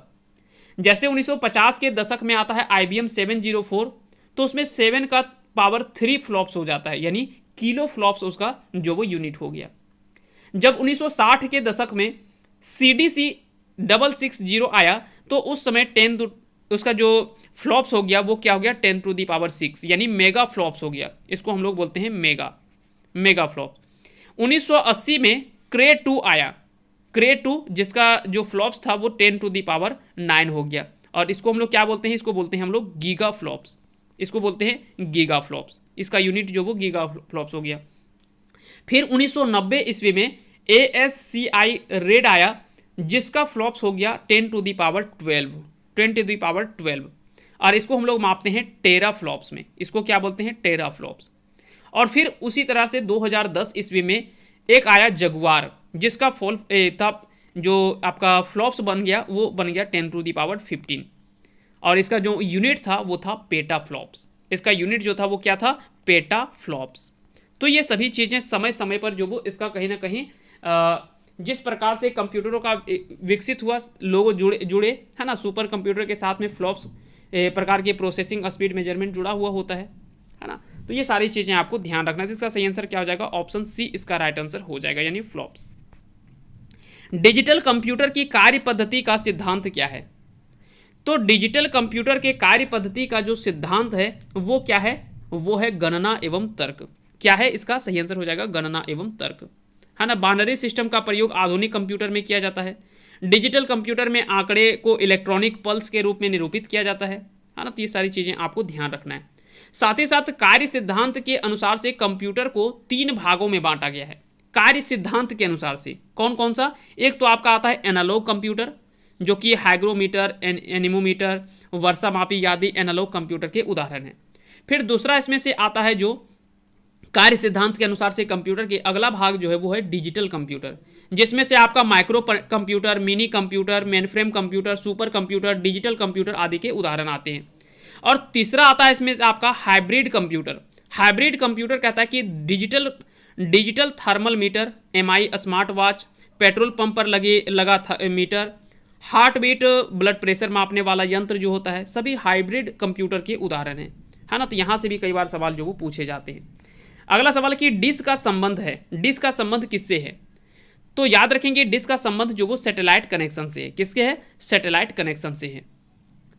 अब सेटअप बॉक्स, जो सेटअप बॉक्स जो होता है सैटेलाइट से इंफॉर्मेशन लेता है और उसे डिकोड करके टीवी तक पहुंचाता है। ये सेटअप बॉक्स क्या होता है तो आपने अच्छे से देखा होगा, जहां पे डीटीएच वगैरह का जो केबल जाता है तो वहाँ पे एक सेटअप बॉक्स लगा होता है, और वो बॉक्स में क्या करता है कि पहले सैटेलाइट से इन्फॉर्मेशन लेता है और फिर उसे डिकोड करके टीवी तक पहुँचाता है। डीटीएच का पूर्ण रूप क्या होता है तो डायरेक्ट टू होम, ये डीटीएच के बारे में आपको पता ही होगा। डीडी फ्री डिश का प्रसारण जीसैट 15 उपग्रह के द्वारा किया जाता है। तो कई बार सवाल पूछा जाता है कि डीडी फ्री डिश जो है ना, डीडी फ्री डिश जो है उसका जो प्रसारण होता है वो किस उपग्रह के द्वारा होता है तो जीसैट 15 इसके द्वारा ही जो भी डीडी फ्री डिश जो का प्रसारण होता है वो इसी उपग्रह के द्वारा ही, इसी उपग्रह के मदद से ही किया जाता है। तो ये सारी चीज़ें आपको ध्यान रखनी है। बिना प्रोसेसिंग का मैकेनिकल कंप्यूटर निम्न में से है, तो इसका सही आंसर हो जाएगा Z1, है ना। तो इसका सही आंसर हो जाएगा ऑप्शन ए। दरअसल जर्मन सिविल इंजीनियर जो था, जिसका नाम था कोनराड जेन्से, है ना, उन्होंने 1938 में दुनिया का पहला बिना प्रोग्रामल मैकेनिकल कंप्यूटर का आविष्कार किया था, और उन्होंने उसका नाम जो वो दिया था Z1, है ना। Z1 का असली नाम क्या था? V1 फोर वर्सेस मॉडल कह सकते हैं कि ये था, है ना। तो उस समय उसका नाम जो था वो V1 था, बाद में उसका नाम जो वो बदल करके कर दिया गया था। चलिए आगे बढ़ते हैं, आते हैं अगले सवालों पे। अगला सवाल है कि इंटीग्रेटेड सर्किट किससे बनाई जाती है? तो इंटीग्रेटेड सर्किट जो वो मुख्य रूप में किससे बनाया जाता है तो सिलिकॉन से बनाया जाता है। किससे बनाया जाता है? सिलिकॉन से बनाया जाता है। इंटीग्रेटेड सर्किट के भी कई प्रकार के होते हैं, है ना। तो ये इसके बारे में अभी हम बहुत ज़्यादा डिटेल में नहीं जाएंगे, इसके बारे में बाद में कभी चर्चा करेंगे। जैसे एक होता है SSI यानी लघु स्केल इंटीग्रेशन, एक होता है मीडियम स्केल इंटीग्रेशन यानी MSI, एक होता है लार्ज स्केल इंटीग्रेशन LSI, और एक होता है very large integrated scale integration, है ना। तो VLSI उसको बोला जाता है ना। ये सबका क्षमता अपना अपना क्षमता होता है। चलिए आगे बढ़ते हैं और आते हैं अगले सवालों पे। अगला सवाल है कि इलेक्ट्रॉनिक कंप्यूटर का आविष्कार किसने किया? तो इलेक्ट्रॉनिक कंप्यूटर का आविष्कार अगर देखा जाए तो यहाँ पे विकल्प के आधार पे कोई भी ऑप्शन नहीं दिया है, क्योंकि आपको पता है कि इलेक्ट्रॉनिक कंप्यूटर का आविष्कार एलान एस ट्यूरिंग के द्वारा किया गया था। तो एलान एम ट्यूरिंग, नाम याद रखेंगे, हम एक बार लिख दे रहे हैं, इसका नाम आपको याद रखने हैं, डॉक्टर एलान एम ट्यूरिंग, एलान एम ट्यूरिंग, है ना। तो ये नाम आप याद रखेंगे, इन्हीं को जो वो इलेक्ट्रॉनिक कंप्यूटर का आविष्कार इन्हीं के द्वारा किया गया था। इलेक्ट्रॉनिक डिजिटल कंप्यूटर का आविष्कार जॉन एटनासॉफ के द्वारा और क्लिफोर्ड बेरी ने किया था। तो इलेक्ट्रॉनिक डिजिटल कंप्यूटर, देखिए दोनों चीज में थोड़ा सा अंतर होगा तो सवाल आप गलती करके बैठ जाएंगे। अगर केवल पूछे कि इलेक्ट्रॉनिक कंप्यूटर का आविष्कार किसने किया था तो एलान एम ट्यूरिंग के द्वारा किया गया था, जबकि इलेक्ट्रॉनिक डिजिटल कंप्यूटर का आविष्कार दो व्यक्तियों ने मिलकर के किया था, एक था जॉन एटनासॉफ और दूसरा थे क्लिफोर्ड बेरी। ये दोनों ने मिलकर के इलेक्ट्रॉनिक डिजिटल कंप्यूटर का आविष्कार किया था। याद रखेंगे अमेरिकी वैज्ञानिक जेपी एकर्ट और जॉन मोस्ली, ये दोनों व्यक्ति थे जिन्होंने प्रथम पूर्ण इलेक्ट्रॉनिक डिजिटल कंप्यूटर का आविष्कार किया था, जिसका नाम था ENIAC, है ना। तो इसके बारे में हम लोगों ने बात कर लिया है। तो चलिए इसका सही आंसर क्या हो जाएगा, यहाँ पे कोई ऑप्शन था ही नहीं, तो इसका सही आंसर हो जाएगा एलन एम ट्यूरिंग। अगला सवाल है कि निम्न में से कौन सी युक्ति प्रथम से द्वितीय जनरेशन कंप्यूटर में परिवर्तन के लिए उत्तरदायी है? तो इसका सही आंसर क्या हो जाएगा, ट्रांजिस्टर युक्ति जो वो प्रथम से द्वितीय जनरेशन कंप्यूटर में परिवर्तन के लिए जो वो उत्तरदायी है। इसके बारे में हमने पहले बता दिया कि किस पीढ़ी में किसका प्रयोग होता था, किस हार्डवेयर का प्रयोग होता था। तो प्रथम पीढ़ी के जो कंप्यूटर थे उसमें से निर्वात ट्यूब यानी वैक्यूम ट्यूब हार्डवेयर होता था, यूज होता था। द्वितीय पीढ़ी में आया ट्रांजिस्टर। तृतीय पीढ़ी में इंटीग्रेटेड चिप आ गया, एसएसआई आ गया, एसएसआई यानी स्मॉल स्केल इंटीग्रेशन। फिर उसके बाद एमएसआई आया यानी मीडियम स्केल इंटीग्रेशन आया इसी में, तृतीय पीढ़ी में ही। चौथी पीढ़ी में आया यूएलएसआई, है ना, अल्ट्रा लार्ज, है ना, अल्ट्रा लार्ज जो वो स्केल इंटीग्रेशन आया, है ना। और पांचवी पीढ़ी में आया यूएलएसआई और एसएलएसआई, है ना। तो ये सभी चीज़ें आपको याद रखनी, यहाँ से भी कई बार सवाल जो वो पूछे जाते हैं, इसलिए इन सारे सवालों के भी जवाब आपको पता होने चाहिए। चलिए अगले सवाल पे आते हैं। प्रथम माइक्रो प्रोसेसर कौन सा था? तो प्रथम माइक्रो प्रोसेसर के बारे में हम लोगों ने पहले चर्चा किया, इंटेल 4004, है ना, इंटेल 4004, जिसको इंटेल कंपनी के द्वारा बनाया गया था, इंटेल कंपनी के द्वारा इसे बनाया गया था।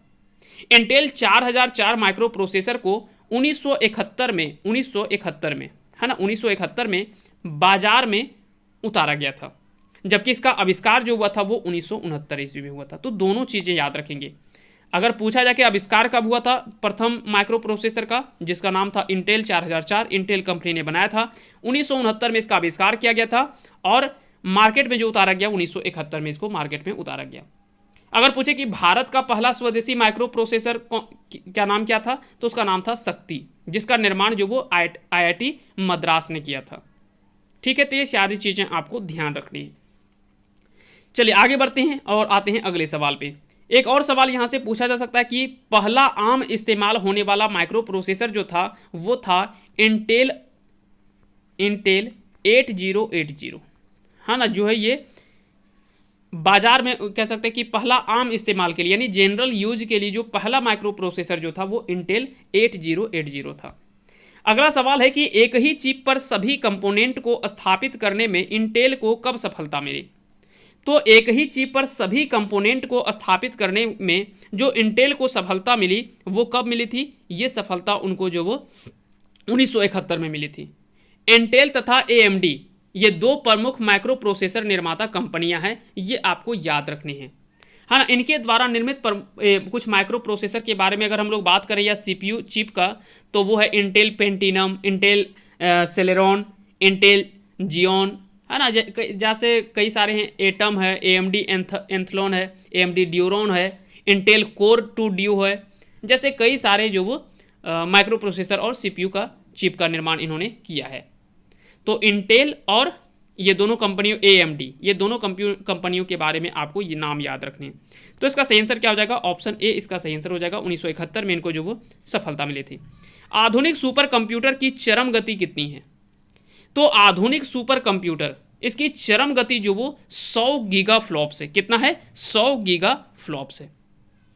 सुपर कंप्यूटर में मेंटिसा में जो वो कुल 16 अंक होते हैं। कितना होते हैं? 16 अंक होते हैं। सुपर कंप्यूटर का एक्सपोनेंट रेंज जो होता है वो प्लस माइनस कह सकते हैं कि 300 होता है ना। एक्सपोनेंट रेट इसका जो होता है रेंज होता है वो इतना होता है। सुपर कंप्यूटर में प्रत्येक प्रोसेसर की गति 0.25 नैनो सेकेंड पर बाइट होनी चाहिए। Super computer non von Neumann design प्रकार के शिल्प आर्किटेक्चर पर आधारित होता है। तो ये सारी चीजें आपको ध्यान रखनी है। नेपियर्स बॉन कौन कौन से काम अबेकस से अधिक कर सकता है? तो नेपियर्स बॉन जो है वो क्या कि जोड़ और भाग ये दो काम जो वो अबेकस से अधिक कर सकता है।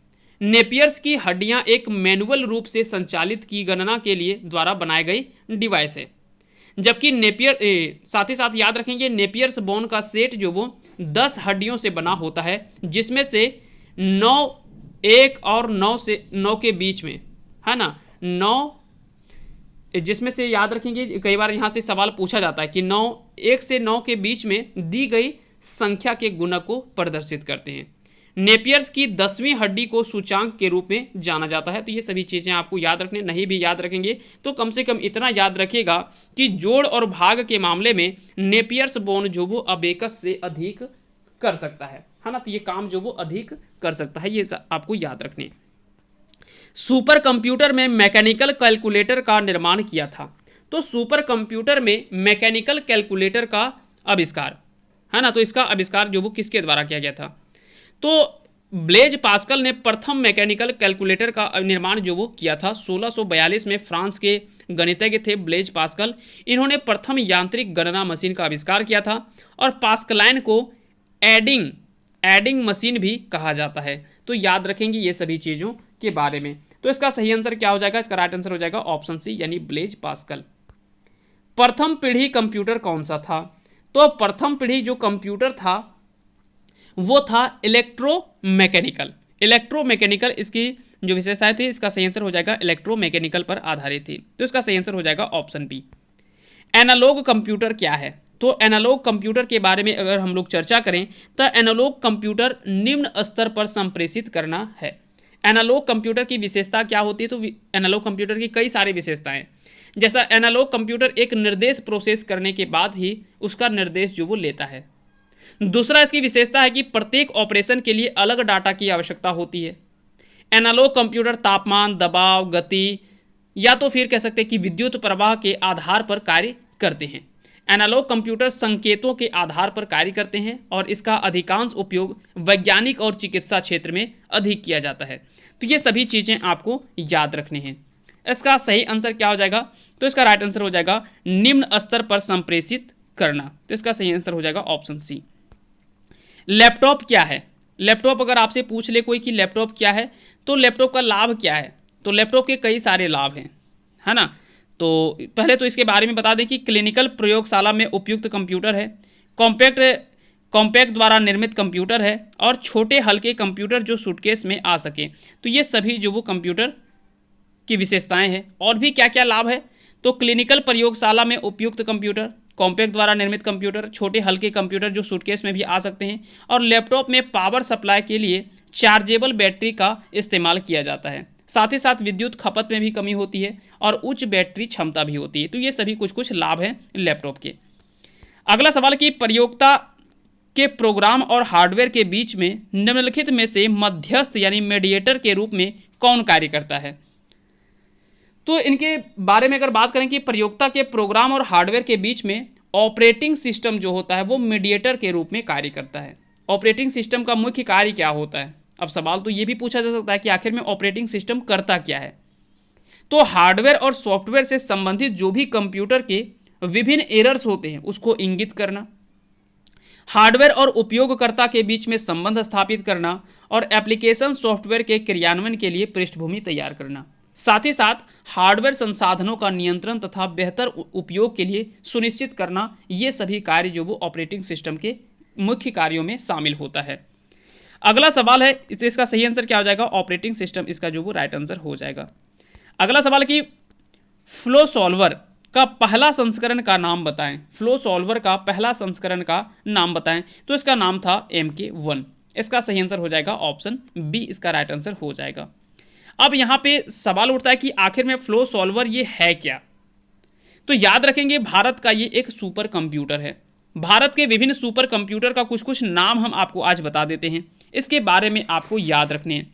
एक आपको नाम याद रखना है अनुपम, एक आपको नाम याद रखना है अनुपम, फिर आपको याद रखना है परम युवा, है ना, परम युवा, परम युवा, ठीक है। एक नाम याद रखना है परम युवा 2, ये तो याद रखेंगे। इसके बाद एक आपको याद रखना है सागा, सागा 220।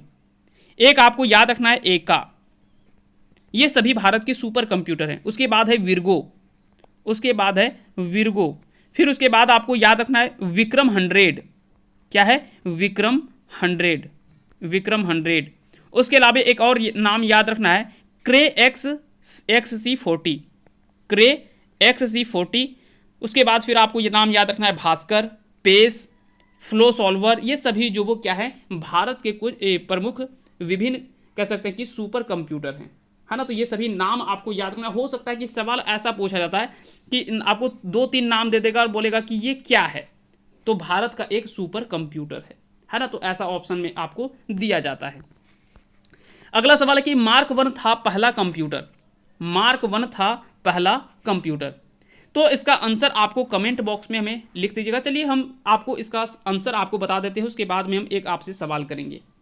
मार्क 1 याद रखेंगे यहाँ पे मार्क 1 क्या था, तो मार्क 1 जो था वो विश्व के प्रथम पूर्ण स्वचालित विद्युत यांत्रिक गणना यंत्र था, है ना।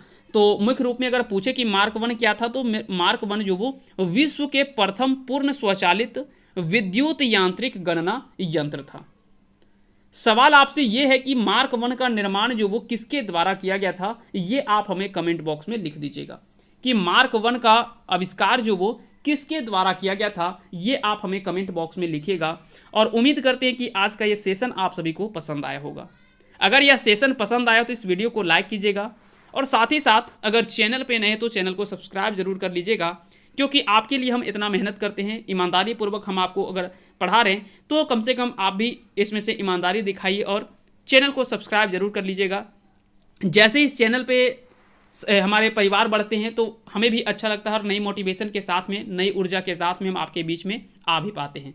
तो चलिए मिलते हैं अगले क्लास में, तब तक के लिए आप सभी को इसका अगला सेट जो वो सेट 2 आएगा, उसमें से हम लोग 100 क्वेश्चंस के कवर करेंगे। तो मिलते हैं अगले सेट में, तब तक के लिए आप सभी को बहुत बहुत धन्यवाद हमारे साथ अंत तक जुड़े रहने के लिए।